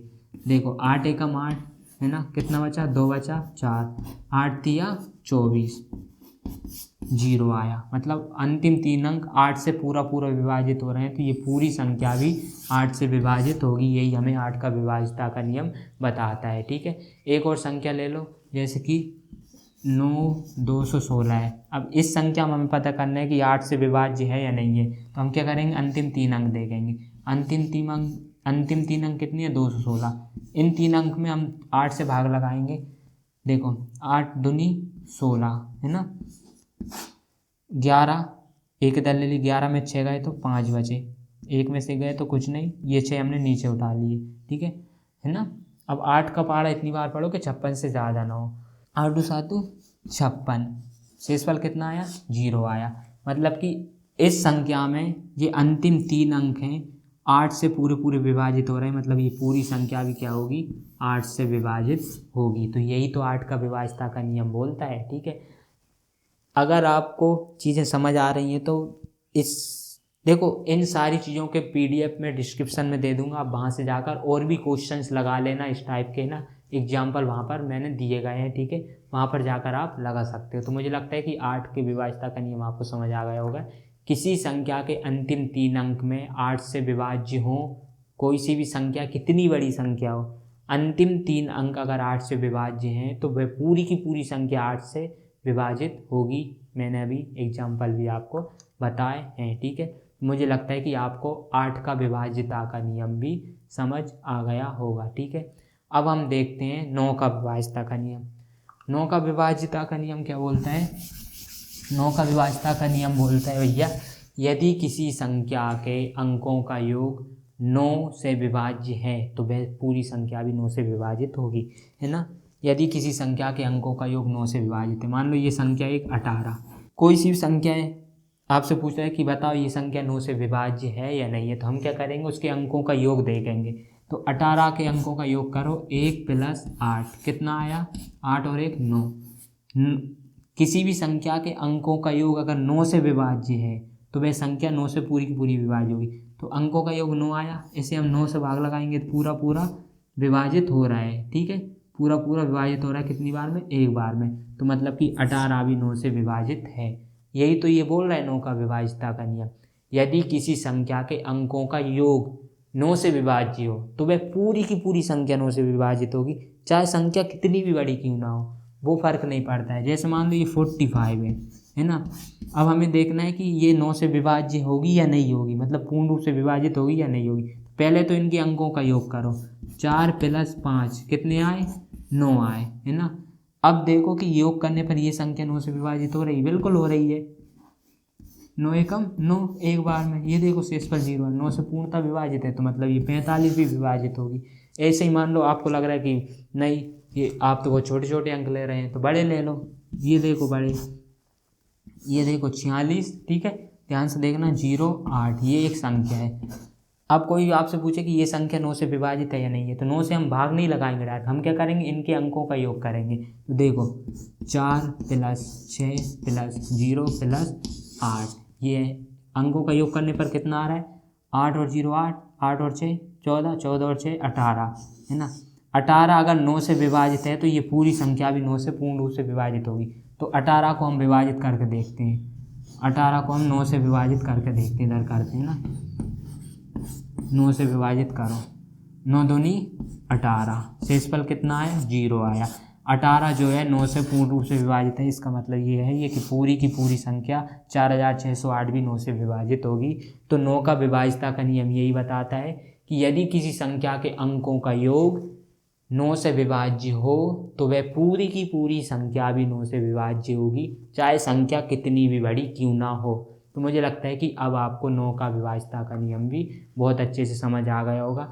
बेटा नन्हे मुन्ने बच्चों, छोटे छोटे बच्चों, क्लास 6 के बच्चों, ये बहुत ही इम्पोर्टेंट और बहुत ही महत्वपूर्ण टॉपिक है विभाज्यता के नियम, डिविजिबिलिटी रूल।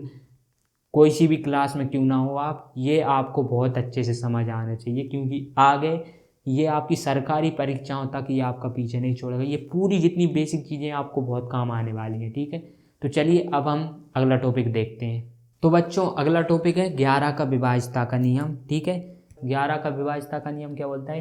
किसी संख्या में दाएं से विषम स्थानों के अंकों का योग और सम स्थानों के अंकों का योग का अंतर यदि 0 और 11 से विभाज्य है तो वह पूरी की पूरी संख्या भी 11 से विभाजित होगी। जैसे मान लो कोई संख्या है, मान लो ये 308 है ना, 308 है। विभाज्यता का नियम क्या बोलता है 11 का? कि किसी भी संख्या के दाईं तरफ से, मतलब दाईं तरफ से विषम स्थानों के अंकों का योग, विषम मतलब विषम, ये पहला और ये दूसरा, है ना। सम मतलब 2 से शुरू होती हैं, विषम मतलब 1 से शुरू होती हैं। तो इकाई के एक अंक छोड़ के फिर एक अंक छोड़ के, तो इन दोनों का योग कितना? 8 और 3 कितने हो गए? 11 हो गए। क्या बोलता है कि दाएं से विषम स्थानों के अंकों का योग, है ना, और दाएं से ही सम स्थानों के अंकों का योग। ये दूसरे नंबर से सम संख्या चालू होती है ना यहाँ से, तो 0 और इधर कुछ नहीं है तो 0 है ना, 0। इन दोनों का अंतर, अंतर मतलब माइनस, घटाना, कितना आया 11 आया।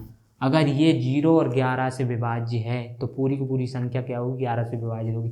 तो 11 11 से विभाजित है ना, 11 एकम 11 एक बार में ना, 11 में हम 11 से भाग लगाएंगे तो शेषफल कितना आएगा, एक बार में 0 आएगा। तो ये 11 से विभाज्य है, इसका मतलब ये पूरी की पूरी भी 11 से विभाजित होगी। ठीक है, ध्यान से समझना, थोड़ा आपको लग रहा होगा कि ये क्या बोल दिया मैंने।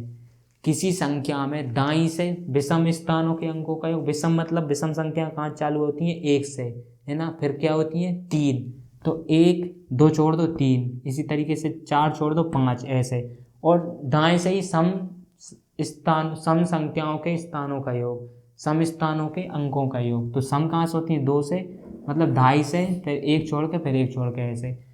और इनका अंतर है ना, अंकों के योग का अंतर अगर 0 और 11 से विभाज्य है तो पूरी की पूरी संख्या 11 से पूर्णतः विभाज्य होगी। ठीक है ना। जैसे एक और संख्या लेते हैं हम 13 31, तो क्या बोलता है 11 का विभाज्यता का नियम कि किसी संख्या में दाईं से विषम स्थानों के अंकों का योग और दाईं से ही सम स्थानों के अंकों का योग का अंतर 0 और 11 से विभाज्य है तो ये पूरी संख्या 11 से विभाज्य होगी। तो देखो इस संख्या के दाएं से विषम स्थानों के अंकों का योग, ये हो गया विषम, 1 से शुरू होती है ना, फिर उसके बाद तीसरे नंबर का आता है, तो 1 और 3 कितना हो गया, 1 + 3 कितना हो गया 4, है ना। अब सम स्थानों के अंकों का योग 3 और 1 कितना हो गया, 3 + 1 कितना हो गया 4। अब इन दोनों का अंतर मतलब 4 में से 4 जाएगा तो कितना बचेगा 0। इन दोनों का अंतर अगर 0 और 11 से विभाज्य है, 0 और 11 से विभाज्य है तो पूरी की पूरी संख्या क्या होगी, 11 से विभाज्य होगी। तो देखो 0 11 से विभाज्य है 0 बार में, और 0 से विभाज्य है ना, तो ये पूरी की पूरी 13 31 क्या होगी, 11 से पूर्ण रूप से विभाजित होगी। आई बात समझ। तो ये थे 2 से लेकर 11 तक के विभाज्यता के नियम। आपकी बुक्स में बहुत ही इंपॉर्टेंट टॉपिक है। आप किसी भी क्लास के बच्चे हो, कोई सी भी एग्जाम की प्रिपरेशन कर रहे हो गवर्नमेंट की, ये विभाज्यता के नियम आपके लिए बहुत ही ज़्यादा इंपॉर्टेंट है। चलिए अब हम चलते हैं अपने अगले टॉपिक की तरफ। तो बच्चों हमारा अगला टॉपिक है सार्वगुणनखंड और सार्वगुणज, common factor and common multiples. देखो सार्वगुणनखंड क्या होते हैं, है ना, तो जब दो संख्याओं के गुणनखंड करते हैं तो उनमें जो उभयनिष्ठ गुणनखंड होते हैं उन्हें हम सार्वगुणनखंड बोलते हैं। ठीक है, सार्व का मतलब ही होता है कॉमन, उभयनिष्ठ मतलब दो चीज़ों में कॉमन, है ना। तो जब दो संख्याओं के गुणनखंड करते हैं तो उनमें जो उभयनिष्ठ गुणनखंड होती है, मतलब दोनों संख्याओं में होते हैं, दोनों संख्याओं के गुणनखंड में होते हैं, उन्हें हम सार्वगुणनखंड कहते हैं। जैसे मान लो कि 8 है, 8 के हमने गुणनखंड करे तो 8 किस किस संख्या से पूर्ण रूप से विभाजित होगा, 1 से होगा, 2 से होगा, 4 से होगा और 8 से होगा। और एक और संख्या है मान लो 20, है ना, 20 है, 20 के हमने करे तो 1 से जाएगा, 2 से जाएगा, 4 से जाएगा, 5 से जाएगा, है ना, और अब भैया जाएगा ये 10 से, और अब ये जाएगा 20 से, है ना। तो 8 के गुणनखंड मैंने निकाल दिए और 20 के गुणनखंड निकाल दिए।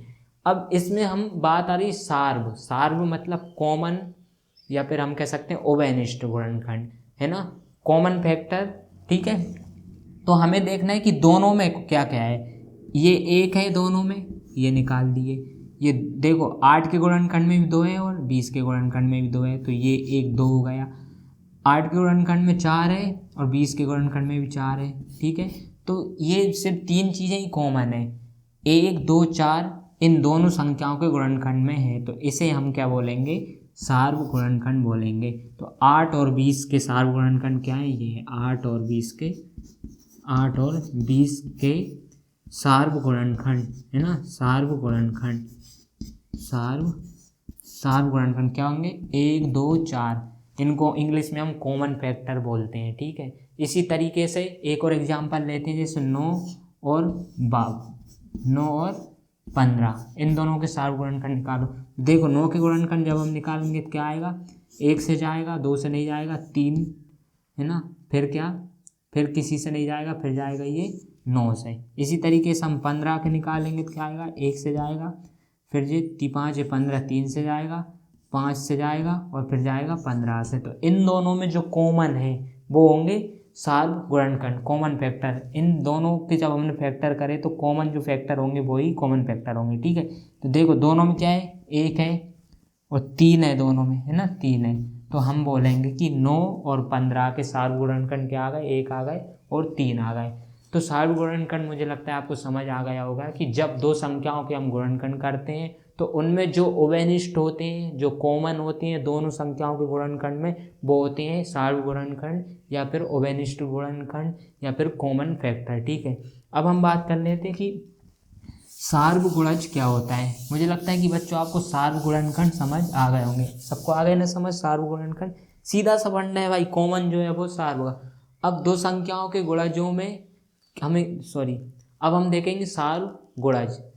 सार्वगुणज क्या होता है, दो संख्याओं के गुणजों में उभयनिष्ठ गुणज को सार्वगुणज बोलते हैं। जैसे हम गुणनखंड में कॉमन फैक्टर देख रहे थे उसी तरीके से हम कॉमन मल्टीपल्स देखेंगे, है ना। ठीक है, जैसे 3 के हम निकालते हैं क्या, गुणज निकालते हैं। मैंने बताया था आपको कि गुणज कैसे निकालते हैं, मल्टीपल करके, मतलब गुणा करके, है ना। तो मैं ऐसे निकाल देता हूँ, आप निकाल। 3 के गुणज में 3 आएगा, 6 आएगा, मतलब 3 के पहाड़े में जो जो चीज़ आ रही है वो सभी 3 के गुणज होंगे, है ना। 9 आएगा, 12 आएगा, 15 आएगा, है ना, 18 आएगा, 21 आएगा, 24 आएगा, इस तरीके से आते चले जाएंगे। ठीक है, अब मान लो 5 है एक संख्या, तो 5 में क्या है, 5, 10, 15, 20, 25 और 30, इस तरीके से 5 के गुणज हैं। अब इन दोनों में जो कॉमन होगा वो होंगे कॉमन मल्टीपल्स, मतलब उभयनिष्ठ गुणज, मतलब कि सार्वगुणज। ठीक है, मान लो एक और संख्या ले लो, 6 ले लो, है ना, 6 ले लो, एक और ले लो 6। ठीक है, 6 के गुणज निकालो, 6, 12, 18, 24 और 30, इसी तरीके से निकालते चले जाएंगे। मतलब किसी संख्या के हम गुणज निकालें तो उसके पहाड़ा लिख दो कुल मिला के ना, या फिर उसी संख्या में उतनी संख्या बार बार जोड़ते चले जाओ। ठीक है, तो वो गुणज निकल जाते हैं। आई बात समझ। देखो अब इन तीनों में कॉमन क्या है, कॉमन क्या क्या है, वो इनके क्या होंगे, गुणज हो जाएंगे। तो इन तीनों संख्याओं के गुणज 2 के निकाल सकते हैं, 3 के निकाल सकते हैं। देखो इसमें 3 है लेकिन इसमें 3 नहीं है, इसमें 6 है लेकिन इसमें 6 नहीं है, इसमें 6 है, इसमें 12 है, ठीक है, लेकिन इसमें 12 नहीं है, ठीक है, और इसमें 12 है। आई बात समझ। ठीक है, इसमें 15 है, इसमें 15 है, लेकिन इसमें 15 नहीं है, इसमें 18 है, इसमें 18 नहीं है, इसमें 18 है, 21 है, नहीं है, लेकिन 30 देखो, इसमें भी 30 है, इसमें भी 30 है, और इधर जब हम 30 तक पहुंचेंगे तो इसमें भी 30 होगा। तो 30 जो होगा इन तीनों संख्याओं का क्या हो जाएगा, सार्वगुणज हो जाएंगे। आई बात समझ। इस तरीके से हम निकालते हैं। ठीक है, हमने 3 ज़्यादा बड़ी कर दी थी, आपको शायद थोड़ी दिक्कत हो गई होगी समझने में। हम छोटी संख्याओं में करते हैं, हमें क्या निकालना, सार्वगुणज। जैसे हमने एक संख्या 2 है और 2 और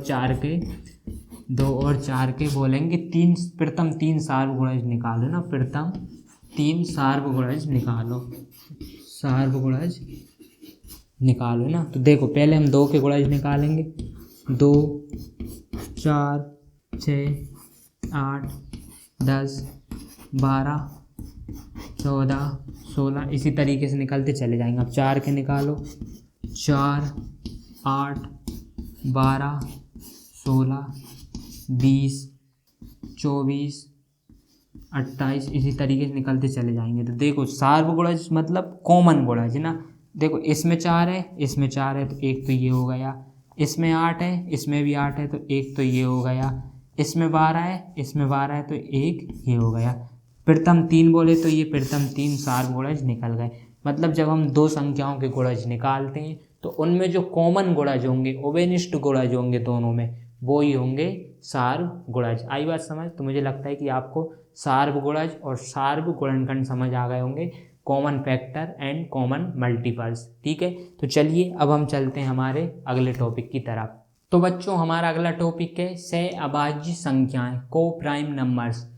को प्राइम नंबर्स क्या होते हैं, सहअभाज्य संख्याएं क्या होती हैं, दो संख्याएं जिनमें केवल एक ही सार्वगुणनखंड होता है, सहअभाज्य संख्याएं कहलाती हैं। दो संख्याएं जिनमें केवल एक ही सार्वगुणनखंड होता है, मतलब एक ही सार्वगुणनखंड होगा, दोनों में सिर्फ एक ही सार्वगुणनखंड होगा, उसके अलावा कोई भी संख्या सार्वगुणनखंड नहीं होगी। जैसे मान लो एक 4 है ना, 4 के जब हम गुणनखंड करेंगे, ठीक है, 4 के जब हम क्या करेंगे, गुणनखंड करेंगे तो क्या आएगा, 1 आएगा, 2 आएगा और 4 आएगा। और मान लो एक संख्या है 15, 15 के हमने गुणनखंड किए तो 1 आएगा, 3 आएगा, 5 आएगा और 15 आएगा, ठीक है। तो इसमें देखो सार्व क्या है, कॉमन क्या है, दोनों में कॉमन क्या है, दोनों में सिर्फ एकमात्र संख्या कॉमन है और वो है क्या, 1 है ना। एकमात्र कौन सी संख्या कॉमन है, 1 है ना। तो जब भी हम दो संख्याओं के गुणनखंड करते हैं तो दोनों संख्याओं के गुणनखंड में केवल एक सार्व गुणनखंड होना चाहिए ना, और बाकी कोई संख्या सार्व नहीं होनी चाहिए। मतलब कॉमन सिर्फ दोनों में सिर्फ एक जैसी संख्या एक ही होना चाहिए, अदरवाइज कोई भी संख्या एक जैसी नहीं होना चाहिए दोनों गुणनखंड में। तो वो संख्याएं होती हैं सहअभाज्य संख्याएं। तो हम कह सकते हैं कि 4 और 15, 4 और 15 क्या है, 4 और 15 क्या है, सहअभाज्य संख्या हैं, ठीक है, क्या है, सहअभाज्य संख्याएं हैं। और क्यों है, इसलिए है क्योंकि जब हमने 4 का गुणनखंड किया, 15 के गुणनखंड करे, तो इन दोनों गुणनखंड में सार्व गुणनखंड केवल एकमात्र एक ही है। इसके अलावा कोई भी गुणनखंड आपस में कॉमन नहीं है, सार्व नहीं है और वैनिष्ट नहीं है, एकमात्र एक ही आएगा। अगर और भी सहअभाज्य संख्याएं होंगी तो उनमें भी सार्व गुणनखंड एक ही आएगा, एकमात्र एक ही आएगा, है ना। बाकी कुछ भी कॉमन नहीं आएगा, एकमात्र एक ही कॉमन आएगा, वो होंगी सहअभाज्य संख्याएं, को प्राइम नंबर, ठीक है।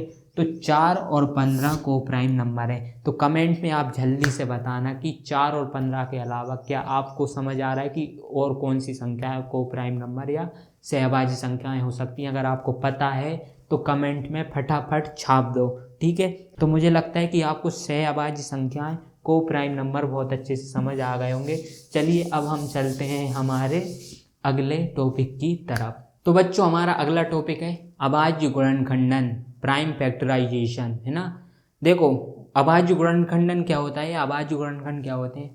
देखो यदि किसी संख्या को उसके गुणनखंडों के गुणनफल के रूप में व्यक्त किया जाए, है ना, कोई भी संख्या को उसके गुणनखंडों के गुणनफल के रूप में व्यक्त किया जाए तो हम कहेंगे कि हमने उस संख्या को गुणनखंडित कर दिया, मतलब उसके गुणनखंड कर दिए। और यदि किसी संख्या को सभी गुणनखंड अभाज्य संख्या हों केवल, तो वे अभाज्य गुणनखंड होंगे। मान लो कोई संख्या है, जैसे मान लो 24 है ना, 24 एक संख्या है, इसको अगर हम इसके गुणनखंडित करें, है ना, अभाज्य गुणनखंड करें, वो तो छोड़ो, अभी इसके हम गुणनफल के रूप में गुणनखंड करें, है ना। गुणनफल मतलब कि इंटू के रूप में। तो 24 को हम कैसे लिख सकते हैं, 8 तिया 8 इंटू 3 ऐसे लिख सकते हैं, 8 तिया 24। 8 को हम कैसे लिख सकते हैं, 4 दूनी 8, है ना, और 3 को हम ऐसा का ऐसा लिख सकते हैं। और 4 को हम कैसा लिख सकते हैं, 2 इंटू 3, ठीक है। तो इस तरीके से हम लिख सकते हैं।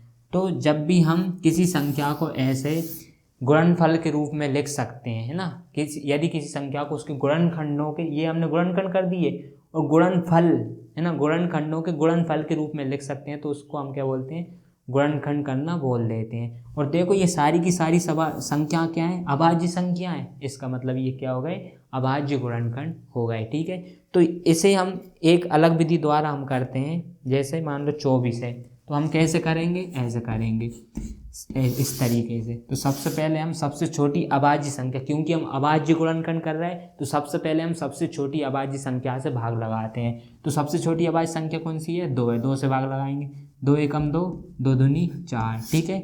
अब फिर से अगर 2 से जा रहा है तो फिर से 2 से भाग लगाएंगे, 2 ही 12, ठीक है। फिर से 2 से जा रहा है, फिर से 2 से भाग लगाएंगे, 2 3 6। अब 2 से जा रहा है, नहीं जाएगा। अब 3 से जाएगा तो अब लगाएंगे 3 से भाग। तो 24 के अभाज्य गुणनखंड क्या आ गए, ये आ गए 2 इंटू 2 इंटू 3। और यही तो मैं अभी बोल रहा था कि जब किसी संख्या को उसके गुणनखंडों के गुणनफल के रूप में लिखते हैं तो वो क्या होते हैं, हम उसको गुणनखंडित कर देते हैं, है ना। और उस गुणनखंडित करते टाइम हम देखते हैं कि सारी की सारी ये संख्या जो हमने गुणनफल के रूप में लिखी हैं वो अभाज्य संख्याएं हैं, और इसीलिए इसको हम बोलते हैं अभाज्य गुणनखंड, ठीक है। तो इस तरीके से हम अभाज्य गुणनखंड करते हैं, ठीक है। देखो एक और एग्जाम्पल हम लेते हैं, है ना। आवाज गुणनखंड बहुत ही इंपॉर्टेंट टॉपिक है। जैसे हमने ले लिया 36 के आवाज गुणनखंड, तो हम क्या करेंगे, पहले सबसे छोटी आवाज संख्या से भाग लगाएंगे। तो सबसे छोटी आवाज संख्या 2 होती है, 2 एकम 2, है ना। 3 था, एक इधर ले लिया, ये कितने हो गए 16, 2 अट्ठे 16। फिर अगर 2 से जा रहा है तो फिर से 2 से लगाओ, 2 ही नाम 18। अब 2 से जाएगा 9 में, नहीं जाएगा। अब हम लगाएंगे 3 से, मतलब फिर उससे बड़ी आवाज संख्या से लगाओ, 3 तिरका 9, 3 एकम 3। तो 36 के आवाज गुणनखंड क्या होंगे, 2 इंटू 2 इंटू 3 देखो 36 के गुणनखंडों को हमने आवाज गुणनखंड के गुणनफल मतलब कि इंटू गुणनफल के रूप में हमने लिख दिया। तो इस तरीके से हम आवाज गुणनखंड निकालते हैं, ठीक है। एक और संख्या क्या है अपनी, मैं जैसे एक और एग्जाम्पल मैं ले लेता हूँ। ये आवाज गुणनखंड हमें कैसे करना है, ठीक है, ध्यान से देखना, ऐसे ही हमें करना है। 980 है।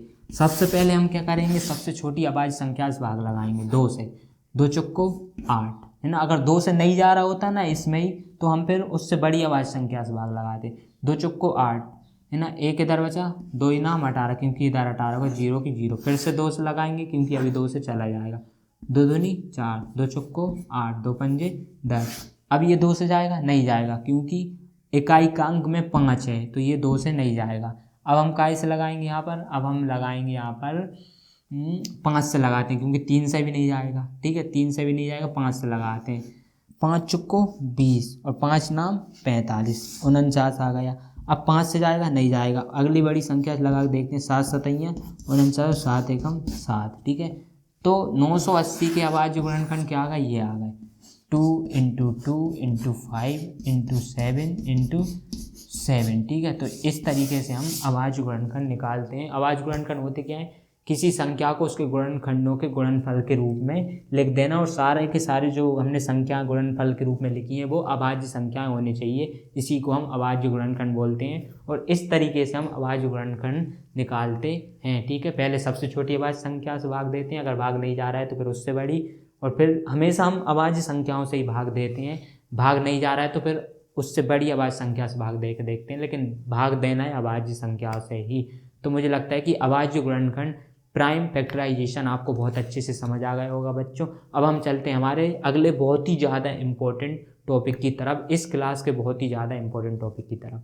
तो बच्चों अपना अगला टॉपिक है बहुत ही इम्पोर्टेंट, महत्तम समापवर्तक, जिसे इंग्लिश में HCF भी बोलते हैं, हाईएस्ट कॉमन फैक्टर। क्या बोलते हैं इसको, HCF, मतलब कि हाईएस्ट कॉमन फैक्टर, ठीक है, हाईएस्ट कॉमन फैक्टर, ठीक है। नाम से ही पता चल रहा है कि हाईएस्ट कॉमन फैक्टर, मतलब कि कॉमन फैक्टर में जो हाईएस्ट होगा उसको हम क्या बोलते हैं, HCF बोलते हैं, महत्तम समापवर्तक बोलते हैं। देखो बच्चों, जब भी हम 2 या 2 से अधिक दी हुई संख्याओं के सार्वगुणनखंडों में, सार्वगुणनखंड मैंने अभी बताया था कि कॉमन होते हैं, 2 संख्याओं में गुणनखंड करने के बाद जो कॉमन होते हैं उनको हम सार्वगुणनखंड बोलते हैं। तो उन सार्वगुणनखंडों में सबसे बड़ा सार्वगुणनखंड को हम क्या बोलेंगे, दी हुई संख्याओं का महत्तम समापवर्तक बोलेंगे या HCF बोलेंगे, है ना। इसे हम HCF भी कहते हैं, HCF से व्यक्त करते हैं महत्तम समापवर्तक को, मतलब कि जो हाईएस्ट वैल्यू होती है कॉमन फैक्टर में, ऐसा है ना, ठीक है। इसे महत्तम मतलब कि सबसे बड़ा सार्वभाजक, है ना, ग्रेटेस्ट कॉमन डिवाइजर भी बोलते हैं। क्या बोलते हैं इसे, ग्रेटेस्ट कॉमन डिवाइजर, ठीक है, common divisor, greatest common divisor. तो बेसिकली ये इसको शॉर्ट फॉर्म में हम बोलेंगे GCD। इतना याद रखने का ज़रूरत नहीं है। HCF मतलब हाईएस्ट कॉमन फैक्टर, ठीक है। कैसे निकालते हैं, क्या होता है HCF, देखो 2 या 2 से अधिक दी हुई संख्याओं के सार्वगुणनखंडों में सबसे बड़ा जो सार्वगुणनखंड होगा वो HCF होगा, ठीक है। अब देखो, जैसे मान लो कोई संख्या है, एक है 24 और दूसरी संख्या है मान लो, हमें सबसे बड़ा कॉमन निकालना है ना, जो सबसे बड़ा कॉमन फैक्टर होगा उसको हमें निकालना है। दूसरी संख्या मान लो 36, ठीक है। अब 24 के गुणनखंड लिखो, 24 के गुणनखंड क्या होंगे, जैसे 1 से 1 2 3 से जाएगा 4 6 8 12 और 24 है ना, ये 24 के गुणनखंड निकलेंगे। मैंने बताया था गुणनखंड क्या होते हैं इसी वीडियो में पीछे, ठीक है। अब 36 के गुणनखंड हम लिख लेते हैं। 1 2 से जाएगा, 3 4 6 9 12 18 और 36, ये हैं 36 के गुणनखंड। गुणनखंड क्या होते हैं मैंने बताया था कि जो संख्याएं इस 24 को पूर्ण रूप से विभाजित करती हैं वो इसके गुणनखंड होते हैं। तो ये संख्या 24 को विभाजित करती हैं और ये संख्या 36 को पूर्ण रूप से विभाजित करती है। अब HCF कैसे निकालते हैं, ये दो संख्या इनका हमें HCF निकालना है, तो कैसे निकालेंगे। मैंने क्या बताया कि 2 या 2 से अधिक दी हुई संख्याओं के सार्वगुणनखंडों में सबसे बड़ा सार्वगुणनखंड उसे हम HCF बोलते हैं। देखो अब हम क्या करेंगे, इन दोनों संख्याओं के सार्वगुणनखंड निकालेंगे, मतलब कॉमन फैक्टर। इसमें 1 है, इसमें भी 1 है, एक तो ये हो गया सार्वगुणनखंड, ठीक है। इसमें 2 है, इसमें भी 2 है, एक ये हो गया। इसमें 3 है, इसमें भी 3 है, एक ये हो गया। इसमें 4 है, इसमें भी 4 है, एक ये हो गया। इसमें 6 है, इसमें भी 6 है, एक ये हो गया। इसमें 8 है, इसमें 8 नहीं है। इसमें 12 है, इसमें भी 12 है, ठीक है। इसमें 24 है, इसमें 24 नहीं है, ठीक है। अब आगे इसमें 36 है, लेकिन इसमें 36 नहीं है। तो इन दोनों संख्याओं के कॉमन फैक्टर तो ये हो गए, है ना। अब इसमें से HCF क्या होगा, अभी मैंने बताया था कि जब दी हुई संख्याओं का हम सार्वगुणनखंडों में सबसे बड़ा सार्वगुणनखंड HCF मानते हैं, ठीक है, ठीक है। तो अब ये हमने पहले तो सार्वगुणनखंड निकाल दिए इन दोनों संख्याओं के, क्या निकाल दिए, सार्वगुणनखंड, ठीक है। अब इसमें HCF क्या होगा, 12 होगा, ठीक है। तो 24 और 36 का HCF क्या होगा, 12 होगा, ठीक है। इसको हम ऐसे निकाल सकते हैं, ठीक है। क्या करना है हमें, जब दो संख्याएं हमें दी गई होंगी उनके हम गुणनखंड निकालेंगे और उनमें से उन दोनों संख्याओं के सार्वगुणनखंड निकालेंगे, मतलब कॉमन फैक्टर निकालेंगे, उभयनिष्ठ गुणनखंड निकालेंगे, ठीक है। अब उन उभयनिष्ठ गुणनखंड में जो सबसे बड़ा उभयनिष्ठ या सबसे बड़ा सार्वगुणनखंड होगा वो इन संख्याओं का क्या होगा, HCF होगा, चाहे संख्या 2 दी गई हो चाहे 3 दी गई हो, ठीक है। करना हमें ऐसे ही है, ठीक है। अब एक और 2 संख्या और लेते हैं हम, है ना, 2 संख्या और ले लेते हैं। देखो अब हम संख्या कौन कौन सी ले रहे हैं, 3 संख्याओं वाला करते हैं। 15, ठीक है, 15, 25 और 30, ये 3 संख्याओं को हमें HCF निकालना है इस तरीके से जैसे मैंने बताया। तो पहले हम 15 के गुणनखंड निकालेंगे। 1 से जाएगा, 3, 5 और 15, ठीक है। 15 के ये गुणनखंड है। अब हम 25 के निकालेंगे, 1, 5 और 25, ठीक है। अब हम निकालेंगे 30 के, 1, ठीक है, 2, ठीक है, 1 हो गया, 2 हो गया, 3 से भी चला जाएगा, है ना, 4 से नहीं जाएगा, 5 से चला जाएगा, 6 5 30, 6 से चला जाएगा, 7 8 9 9 10 10 और 15 और 30, ये होगा इसके गुणनखंड।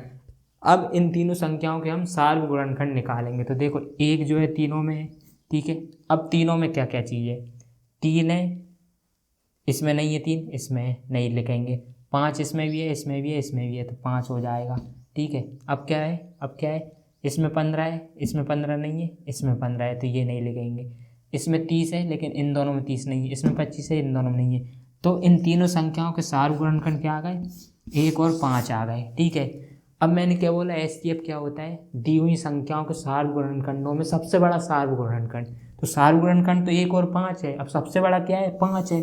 तो इन तीनों संख्याओं का HCF क्या हो जाएगा, 5 हो जाएगा। ये तो एक विधि हो गई, ठीक है, HCF निकालने की ये एक विधि हो गई, लेकिन ये थोड़ी टफ है। क्यों टफ है, क्योंकि मान लो अगर संख्या बड़ी दे दी जाए तो फिर हम कैसे निकालेंगे, हम गुणनखंड ऐसे ज़्यादा निकालने में थोड़ी आपको दिक्कत होगी। आई बात समझ। अब देखो हम इसे एक HCF को अभाज्य गुणनखंड विधि द्वारा भी निकाल सकते हैं। कैसे निकालेंगे, जैसे 2 संख्या दी गई थी, एक थी क्या 24 और एक थी अपनी क्या 36, ठीक है। सबसे पहले हम इसके अभाज्य गुणनखंड करेंगे। 24 के अभाज्य गुणनखंड करो, अभी मैंने बताए थे। अभाज्य गुणनखंड में हम क्या करते हैं, अभाज्य गुणनखंड में प्राइम फैक्टर जिसे इंग्लिश में बोलते हैं, उसमें हम क्या करते हैं, सबसे पहले सबसे छोटी अभाज्य संख्या से हम भाग लगाते हैं। 2 से लगाएंगे, 2 एकम 2, 2 दूनी 4, ठीक है। फिर 2 से लगाएंगे, 2 इचिंग 12, फिर 2 से लगाएंगे, 2 तिया 6। अब 2 से नहीं जाएगा, अब 3 से जाएगा, 3 एकम 3। हमेशा भाग सबसे छोटी आवाज संख्याओं से शुरू करना है, ठीक है। तो यहाँ पर क्या हो गया, 24 के अभाज्य गुणनखंड क्या आ गए 2 2 2 3 है ना। तो इनको हम कैसे लिखेंगे 2 × 2 × 2 × 3, ये हो गए 24 के, ठीक है। अब इसी तरीके से हम 36 के निकालेंगे, सबसे छोटी से 2 से। अगर 2 से नहीं जा रहा होता तो हम 2 से बड़ी से निकालते, लेकिन सबसे पहले सबसे छोटी संख्या के निकालते हैं। 2 एकम 2, 1 इधर चला गया, 16 हो गया, 2 अट्ठे 16, ठीक है। फिर 2 से 2 ही नाम 18, फिर 2 से नहीं जाएगा, अब 2 से नहीं जाएगा, कितने से जाएगा, अब 3 से जाएगा। तो 3 से निकालेंगे, 3 तिरका 9, फिर 3 एकम 3। तो 36 के क्या आ गए, 36 के आ गए 2 × 2 × 3 × 3, 2 × 2 × 3 × 3, ठीक है। ये तो हमने क्या करा, अभी सिर्फ अभाज्य गुणनखंड निकाले। हमें क्या निकालना है, SCF निकालना है। तो SCF निकालने के लिए अब हम क्या करेंगे, अब हम क्या करते हैं, इनमें जो दोनों में जो चीज़ कॉमन है, जो इसमें भी हो इसमें में हो, उसको हम बाहर निकाल लेते हैं। कैसे निकालें, देखो जोड़ा बना लेते हैं, मतलब ये दोनों में जोड़ा बन जाए, मतलब कि दोनों में कॉमन आ जाए। जैसे 2 इसमें भी है, 2 इसमें भी है, तो एक जोड़ा अपना ये बन गया, इसको हमने बाहर निकाल लिया, ठीक है। इंटू 1 2 इसमें, 1 2 इसमें, एक जोड़ा अपना ये बन गया, इसको हमने बाहर निकाल लिया, ठीक है। इंटू अब देखो इसमें 1 2 है, लेकिन अब इसमें 2 नहीं है, तो हम इसको नहीं लेंगे। अब 1 3 का ये जोड़ा बन रहा है, इसको हमने एक बार बाहर निकाल लिया, ठीक है। अब कहीं और जोड़ा बन रहा है, नहीं बन रहा है, बस हम छोड़ देंगे। अब इन दोनों का आपस में क्या कर दो, इंटू कर दो, 2 दूनी 4, 4 तिया 12, ठीक है। तो कितना आ गया SCF, ये आ गया 24 और 36 का SCF कितना आ गया, 12 आ गया। तो यह है अभाज्य गुणनखंड विधि। अभाज्य गुणनखंड विधि द्वारा भी हम SCF निकाल सकते हैं, ठीक है। कैसे निकाला, पहले हमने अभाज्य गुणनखंड करे, फिर इनमें से हमने सिर्फ जोड़ा बना ली, जो दोनों गुणनखंडों में जो एक जैसी संख्याएं हैं उनको हमने एक बार बाहर निकाल लिया, जोड़े में से एक संख्या बाहर निकाल ली और इंटू कर लिया, गुणा कर दिया, ठीक है। अब इसी तरीके से हम 3 संख्याओं का करते हैं, ठीक है। अभी 3 संख्याओं का कर रहे हैं। तो बच्चों देखो, अब 3 संख्याओं का करते हैं। सबसे पहले हम क्या करेंगे, इनके अभाज्य गुणनखंड करेंगे।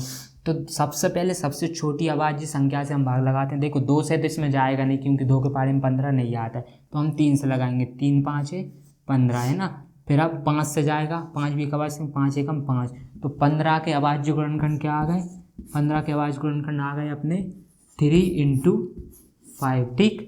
अब इसी तरीके से हम 25 के करेंगे। तो सबसे छोटी अभाज्य संख्या से 2 से नहीं जाएगा, 3 से नहीं जाएगा, 4 अभाज्य संख्या नहीं है, काय से लगाएंगे 5 से, 5 25, अब 5 एकम 5, ठीक है। तो 25 के अभाज्य गुणनखंड क्या आ गए, 5 × 5, ठीक है। अब इसी तरीके से हम 30 के करेंगे। सबसे पहले सबसे छोटी, 2 एकम 2, 2 पंजे 10। अब 15 में 2 से नहीं जाएगा, इसलिए हम 3 से करेंगे, 3 5 है 15 और 5 एकम 5। तो 30 के अभाज्य गुणनखंड क्या आ गए अपने पास, 2 × 3 × 5। यहाँ तक किसी को कोई दिक्कत नहीं होनी चाहिए, क्योंकि हमने सिर्फ संख्याओं के अभाज्य गुणनखंड करे हैं, उनके अभाज्य गुणनखंडों के गुणनफल के रूप में हमने सिर्फ लिखा है, ठीक है। आई बात समझ। अब मैंने क्या करा था, SCF के लिए हम हमेशा क्या कर रहे थे, इन तीनों में जो चीज़ कॉमन है हम उसको ले रहे थे, ठीक है। तो देखो 3 इसमें है, लेकिन दूसरे 25 वाले गुणनखंड में 3 नहीं है, 5 इसमें भी है, इसमें भी है और इसमें भी है, तो एक जोड़ा अपना ये बन गया, क्या बन गया 5। अब देखो 2 इसमें नहीं है, इसमें नहीं है, तो एकमात्र एक जोड़ा बन रहा है क्या 5। तो यही हो जाएगा इस तीनों संख्याओं का SCF। तो मुझे लगता है दोस्तों, मुझे लगता है नन्हे मुन्ने बच्चों, मुझे लगता है कि आपको SCF निकालना आ गया होगा, इससे पहले जो मैंने बताया था उस तरीके से भी। और ये अभाज्य गुणनखंड विधि द्वारा SCF निकालना तो आपको आना ही चाहिए किसी भी कंडीशन में। आई बात समझ। चलिए अब हम अपना अगला टॉपिक देख लेते हैं, जो भी कि बहुत ज़्यादा इम्पोर्टेंट है। और बच्चों अगर आप अभी तक बने हो ना क्लास में, तो मुझे लगता है कि आपके बहुत से कन्फ्यूजन्स, बहुत सी बेसिक चीज़ें क्लियर हो गई होंगी। और अगर आपकी क्लियर हुई है तो वीडियो को लाइक करके अपने दोस्तों, भाइयों, बहनों, फ्रेंड, बेस्ट फ्रेंड सभी को शेयर करें। और अगर कोई मैथमेटिक्स में कमज़ोर है तो अब मैं हूँ, आपको अब कमज़ोर नहीं रहने दूंगा, ठीक है। तो ये वीडियो उनको शेयर कर देना। अब हम चलते हैं अपने अगले बहुत ही ज़्यादा इंपॉर्टेंट और इस वीडियो के अपने आखिरी टॉपिक की तरफ, LCM की तरफ, ठीक है। तो बच्चों अपना अगला टॉपिक है लघुत्तम समापवर्तक, जिसे LCM भी कहते हैं। LCM मतलब क्या होता है, LCM मतलब होता है लोएस्ट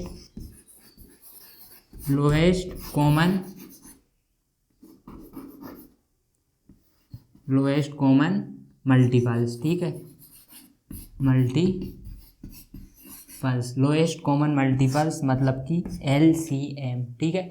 LCM क्या होता है? दो या दो से अधिक दी हुई संख्याओं का लघुत्तम समावर्तक इन संख्याओं के सार्वगुणजों में सबसे छोटा सार्वगुणज होता है, ठीक है।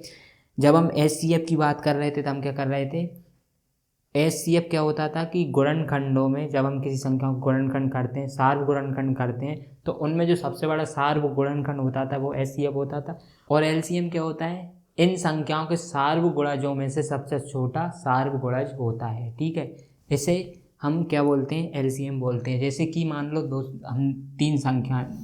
कुछ संख्याएं दी गई हैं 2, 4, 6, इसके हम क्या करेंगे? पहले सार्वगुणज निकालते हैं। सार्वगुणज मैंने बताया था कि जैसे हम मान लो 2 का सार्वगुणज निकाल रहे हैं, है ना, सार्वगुणज है ना, सार्वगुणज है ना, 2 का सार्वगुणज निकाल रहे हैं, तो मैंने क्या बताया था कि आप 2 का पहाड़ा लिखते चले जाओ, है ना, या 2 में 1 का इंटू, 2 का इंटू, 3 का इंटू, फिर 4 का इंटू, ऐसे करते चले जाओ तो सार्वगुणज निकल जाते हैं। 2, 4, 6, 8, 10, 12, 14 और 16, ठीक है। इस तरीके से ये 2 के गुणज हो गए। इसी तरीके से हम 4 के गुणज निकालेंगे।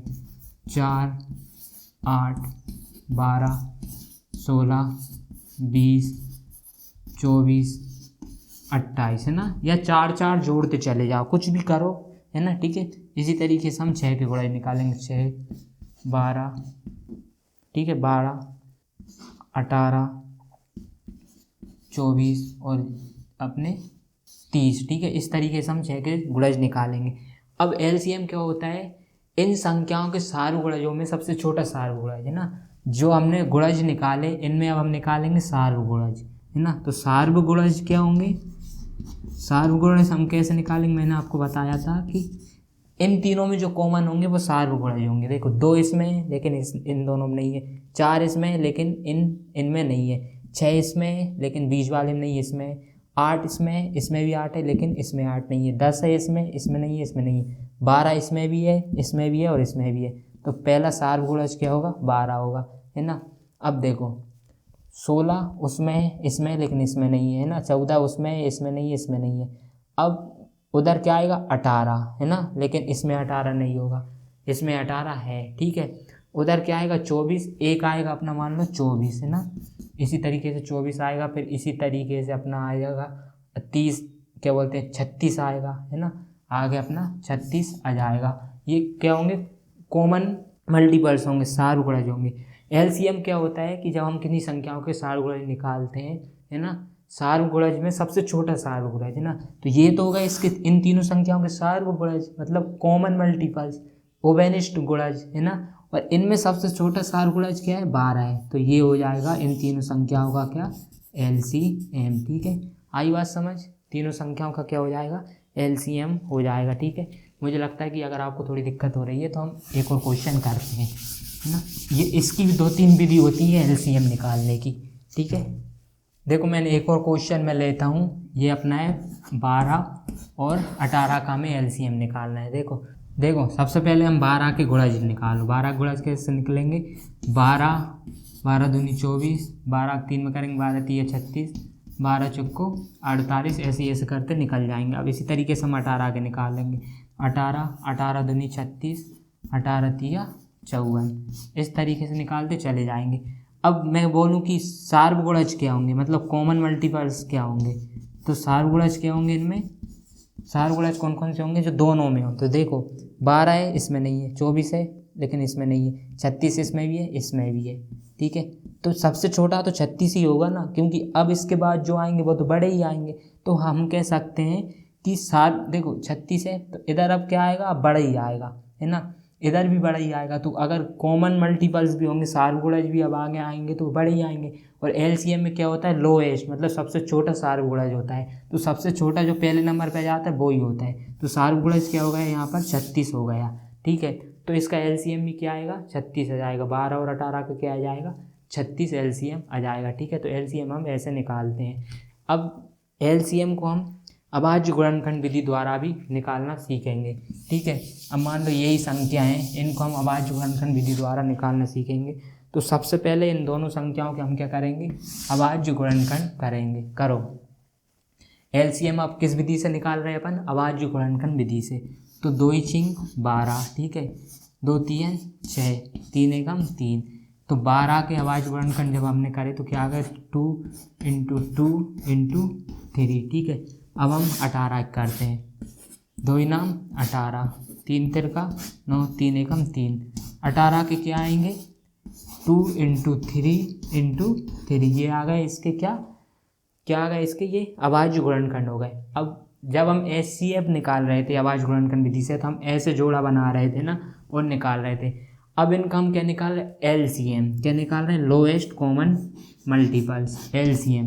तो LCM हम कैसे निकालेंगे, देखो यहाँ पर हम क्या करेंगे, प्रत्येक संख्या को देखेंगे जो ज़्यादा बार होगी जोड़ा में, मतलब एक साथ इनटू में, गुणा में, उसको हम लिख लेंगे। देखो 2 ये है सबसे ज़्यादा बार, यहाँ पर है 2, है ना, 2 × 2, 2 बार गुणा में है, तो हम इसको लिख लेंगे 2 × 2। ठीक है, अब यहाँ पर 2 एक ही बार है, यहाँ पर 2 है। अब कितने भी 2 हों, लेकिन सबसे ज़्यादा बार गुणा में एक साथ कितने, ये 2 हैं, तो हमने लिख लिए। अब अगली संख्या कौन सी है, इन पूरे गुणनखंड में 3 है। 3 कितनी बार है एक साथ, ये भी 2 बार है, 3 × 3 ये हमने लिख लिया। ठीक है, अब कोई सी संख्या है नहीं है, तो अब इनका आपस में करो इंटू, कैसे होगा, 2 × 2 = 4, 4 × 3 = 12, 12 × 3 = 36। ठीक है, तो इस तरीके से हम अभाज्य गुणनखंड विधि द्वारा LCM निकालते हैं। ठीक है, 2 संख्या और लेते हैं, जैसे मान लो 3 संख्याएं हैं अपनी, 2 और 4 और 6। ठीक है, सबसे पहले इनके अभाज्य गुणनखंड करो 2 × 1 = 2, एक ही आएगा इसका, 2 × 2 = 4 और 2 × 1 = 2। इसके करो 2 × 3 = 6 और 3 × 1 = 3। ठीक है, तो 2 के अभाज्य गुणनखंड क्या आ गए, एक ही आया 2, है ना। ठीक है, और 4 के अभाज्य गुणनखंड क्या है, 2 × 2, और 6 के अभाज्य गुणनखंड क्या है, 2 × 3। तो देखो मैंने क्या बताया था, अभाज्य गुणनखंड विधि से जब हम करते हैं तो हम क्या करेंगे, 2 को देखेंगे सबसे पहले, कितनी संख्या है, 2 ही संख्या, 2 और 3 है, और कोई से नंबर नहीं है ना, और कोई संख्या नहीं है। तो 2 को देखेंगे जो सबसे ज़्यादा बार हो एक साथ गुणा में। तो देखो यहाँ पर है 2 सबसे ज़्यादा बार, दिख रहा है, 2 यहाँ पर है सबसे ज़्यादा बार, कितना है, LCM जब हम निकालेंगे कितना है ये, 2 × 2, है ना। यहाँ पर 2 बार है, यहाँ पर 1 बार है, यहाँ पर 1 बार है, कोई मतलब नहीं है। अब 3 सबसे ज़्यादा कितनी बार है, एक ही बार है, तो हम 1 लिख लेंगे। इसको करो 2 × 2 = 4, 4 × 3 = 12। तो LCM कितना आ जाएगा इसका, 12 आ जाएगा। ठीक है, तो LCM हम अभाज्य गुणनखंड विधि द्वारा ऐसे निकालते हैं। 2 संख्या मैं और ले लेता हूँ, आपको अच्छे से समझ आ जाएगा। देखो 2 संख्या मैं ले रहा हूँ, एक है अपनी 24 और एक है अपनी 36। इन सबसे पहले हम अभाज्य गुणनखंड करो, 2 से करेंगे, 2 × 1 = 2, 2 × 2 = 4, फिर 2 से करेंगे, 2 × 3 = 12, फिर 2 से करेंगे, 2 × 3 = 6, फिर 3 से करेंगे। अभाज्य गुणनखंड विधि में सबसे छोटे अभाज्य संख्या से हम भाग लगाते हैं। ठीक है, तो 24 के अभाज्य गुणनखंड क्या आ गए अपने पास, 2 × 2 × 2 × 3, ये 24 के गुणनखंड आ गए ना, अभाज्य गुणनखंड। अब 36 के निकालो, देखो 2 से करते हैं, 2 × 1 = 2, 2 × 8 = 16, फिर 2 से जाएगा, 2 × 9 = 18, अब 2 से नहीं जाएगा, अब 3 से भाग जाए, 3 × 3 = 9 और 3 × 1 = 3। तो 36 के अभाज्य गुणनखंड क्या आ गए, 2 × 2 × 3 × 3। ठीक है, अब हम LCM निकाल रहे हैं, HCF निकालते तो ऐसे जोड़ा बना के हम बाहर निकाल देते, लेकिन हम क्या निकाल रहे हैं, LCM निकाल रहे हैं। तो LCM हम कैसे निकालते हैं, देखो यहाँ पर दोनों गुणनखंड में सिर्फ 2 संख्या दिख रही है, एक 2 और एक 3, 4 या 5 ऐसी कोई संख्या नहीं है। तो हम क्या करेंगे, 2 देखेंगे सबसे पहले, 2 एक साथ सबसे ज़्यादा बार 2 कहाँ पर है, यहाँ पर है, देखो 3 बार, 1 2 3, यहाँ पर कितनी बार है, 2 बार है। हम इस वाली संख्याओं को नहीं लिखेंगे, हम किसको लिखेंगे, सिर्फ इनको लिखेंगे, 1 2 3, 3 बार है, 2 × 2 × 2, अधिकतम कितनी बार है, 3 बार है। अब अगली संख्या कौन सी है, 3 है, 3 अधिकतम कहाँ पर है, यहाँ पर है, 3 2 बार, यहाँ पर कितनी बार है, 1 बार है, तो हम इसको लिखेंगे 3 × 3, ठीक है। इसका गुणा करो, 2 दूनी 4, 4 दूनी 8, 8 तिया 24, ठीक है, 8 तिया 24 है ना, और 24 का इसमें करेंगे इंटू करो, 4 तिया 12 की 2, हासिल 1, 3 दूनी 6 और 1 7, ठीक है। तो इन दोनों संख्याओं के 24 और 36 का एलसीएम कितना आ गया, कितना आ गया एलसीएम, 72 आ गया। तो इस तरीके से हम अभाज्य गुणनखंड विधि द्वारा भी एलसीएम निकालते हैं। अभाज्य गुणनखंड करके बस यहाँ पर ध्यान रखना है, जो एक संख्या सबसे ज़्यादा बार एक साथ गुणा में होगी उसको पूरी की पूरी लिख लेंगे। अगर मान लो जहाँ 3 की जगह 5 बार एक साथ होती दो, तो 2 के 2 5 बार लिख लेते। ये 3 अधिकतम 6 बार होती, 3 की 3 6 बार लिख लेते, लेकिन 2 बार है इसलिए 2 लिखी है ना। और ये क्यों नहीं लिखी, क्योंकि ये ऊपर हमने पहले ही लिख लिया था, ये 3 बार 2 थे, यहाँ पर 2 बार है, हमें क्या लिखना है, अधिकतम बार जो है वो लिखना है। तो 24 और 36 के एलसीएम क्या आ जाएगा, 72 आ जाएगा, ठीक है। तो 2 विधि हो गई, एक तो हमने क्या देखा था, एक हमने देखा था सार्वगुणज निकाल के सबसे छोटा सार्वगुणज है ना, और दूसरी विधि है अभाज्य गुणनखंड विधि। और एलसीएम निकालने की एक और विधि है, वो और मैं आपको बता देता हूँ। एलसीएम निकालने की एक और विधि है, जैसे कि मान लो ये है 12 है ना, और ये है अपना 18, दो संख्याएं हैं। हम क्या करते हैं, एक साथ इसका भाग लगाते हैं इन दोनों में। सबसे पहले सबसे छोटी अभाज्य संख्या का लगाते हैं, मान लो 2 से। अगर दोनों में से किसी एक में भी 2 से भाग जा रहा है तो हम 2 से लगाएंगे ना, सबसे छोटी से ही लगाएंगे। मान लो अगर 18 की जगह यहाँ पर 19 होता, लेकिन 12 है यहाँ पर, तो 2 से अगर 12 में भाग जा रहा होता, 19 में ना जा रहा होता, तब भी हम 2 से भाग लगाए थे, ठीक है। तो लगाओ, 2 × 12 है ना, 2 × 9 18, ठीक है। अब फिर कैसे लगाएं, 2 से ही लगाएंगे। अगर एक दोनों संख्याओं में एक में भी 2 से भाग जा रहा है तो हम 2 से ही लगाते रहेंगे। तो 2 से लगाओ, फिर से 2 तिया 6, ठीक है। 9 में नहीं जा रहा है 2 से भाग, तो इसको हम ऐसा का ऐसा लिख देंगे, ठीक है। अब 2 से जाएगा, नहीं जाएगा, क्योंकि इधर 3 है इधर 9 है। 3 से लगाओ, 3 एकम 3, 3 तिया 9, ठीक है। अब 1 आ गया, फिर से हम काय में लगाएंगे, 3 से लगाएंगे, क्योंकि इसमें जाए 3 एकम 3, इसमें नहीं जाएगा, इसमें जाएगा 3 एकम 3। तो इस विधि में हम नीचे हमें जब तक एक एक ना जाए तब तक हम भाग लगाते रहते हैं। तो अब जितनी भी ये संख्याएं आई इनको आपस में गुणा कर दो, 2 × 2 × 3 × 3, 2 दूनी 4, 4 तिया 12, 12 तिया 36, ठीक है। क्या आ गया, 36। 36 जो है इन दोनों संख्याओं का क्या हो जाएगा, एलसीएम हो जाएगा। आई बात समझ। मान लो एक है हमारी 12, ठीक है, एक है अपनी 36 और एक अपन ने ले ली मान लो 48 है ना। अब इसका एलसीएम हम कैसे निकालें, तो देखो सबसे पहले हम सबसे छोटी संख्या 2 से, 2 × 12, ठीक है, और 2 एकम 2 और 2 अट्ठे 16, 2 दूनी 4, 2 चौको 8, इस तरीके से करेंगे। सब में भाग लगाना है, जिसमें नहीं लगे उसको ऐसा कैसा।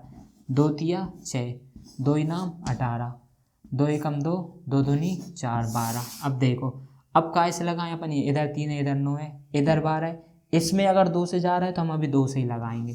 2 से 3 ऐसा कैसा, 9 ऐसा कैसा, और 2 × 12, ठीक है।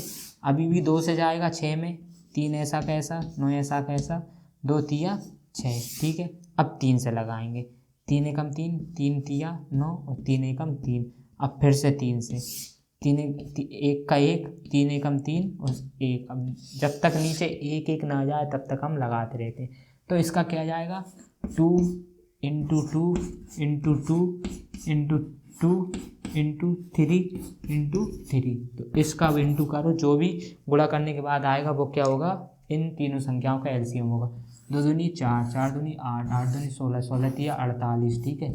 16 तिया 48 × 3, ये वाला 3, 8 तिया 24 की 4, हासिल 2, 4 तिया 12 और 2 14 है ना, 14। तो 144 जो है इन तीनों संख्याओं का एलसीएम होगा, ठीक है। तो बच्चों इस तरीके से हम तीनों विधि द्वारा एलसीएम निकाल सकते हैं। मैंने आपको एलसीएम निकालना बताया, मैंने आपको है ना एचसीएफ निकालना बताया। तो ये सब चीज़ें बहुत ही ज़्यादा इम्पोर्टेंट टॉपिक हैं, इनको आप बहुत अच्छे से कर लेना। अगर आप क्लास 6 में ये चीज़ें आपने कवर कर ली तो आप फिर आपको समझ लो अपना बेसिक जो है बहुत ही ज़्यादा स्ट्रॉन्ग होने लगेगा, ठीक है। अभी से आपने अगर चीज़ों को समझना स्टार्ट कर दिया। और बच्चों अगर आप कोई सी भी क्लास में हो तब भी ये वाला वीडियो आपके लिए, ये वाली क्लास आपके लिए बहुत ज़्यादा ज़रूरी है, क्योंकि सारी की सारी बेसिक चीज़ें हैं इसमें जो आपको आगे मैथमेटिक्स में कमज़ोर कर रही हैं, आपको तंग कर रही हैं। आप अगर गणित में कमज़ोर हो तो इन बेसिक चीज़ों की वजह से ही हो। तो अगर मैं क्लास 6 की मैथ भी आपको पढ़ा रहा हूँ ना, मैं आपको 9th 10th 8th 11th 12th की भी पढ़ाऊँगा, लेकिन बेसिक से शुरू कर रहा हूँ तो आप भी बेसिक से पढ़ लो, है ना। टाइम निकाल के, अगर आप 9th 10th में हो तो टाइम निकाल के ये वाले क्लासेस आप ज़रूर देखो, बहुत ही ज़्यादा ज़रूरी है, ठीक है।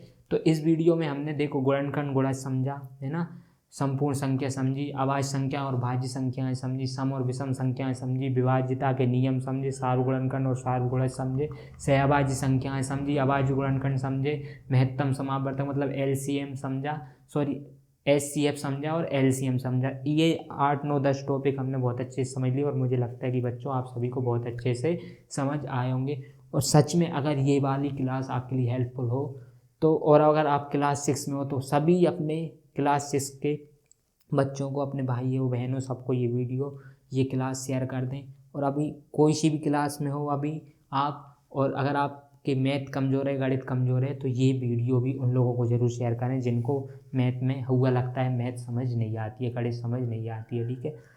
तो बच्चों अब हम मिलेंगे आपसे इस क्लास की जो चैप्टर नंबर 3 है उसकी प्रश्नावली है। इसमें 7 प्रश्नावली है, प्रश्नावली 1.1 से 1.7 तक, ठीक है। तो बच्चों अब मैं आपसे मिलूँगा अगली क्लास में, तब तक के लिए बहुत बहुत धन्यवाद। हर हर महादेव।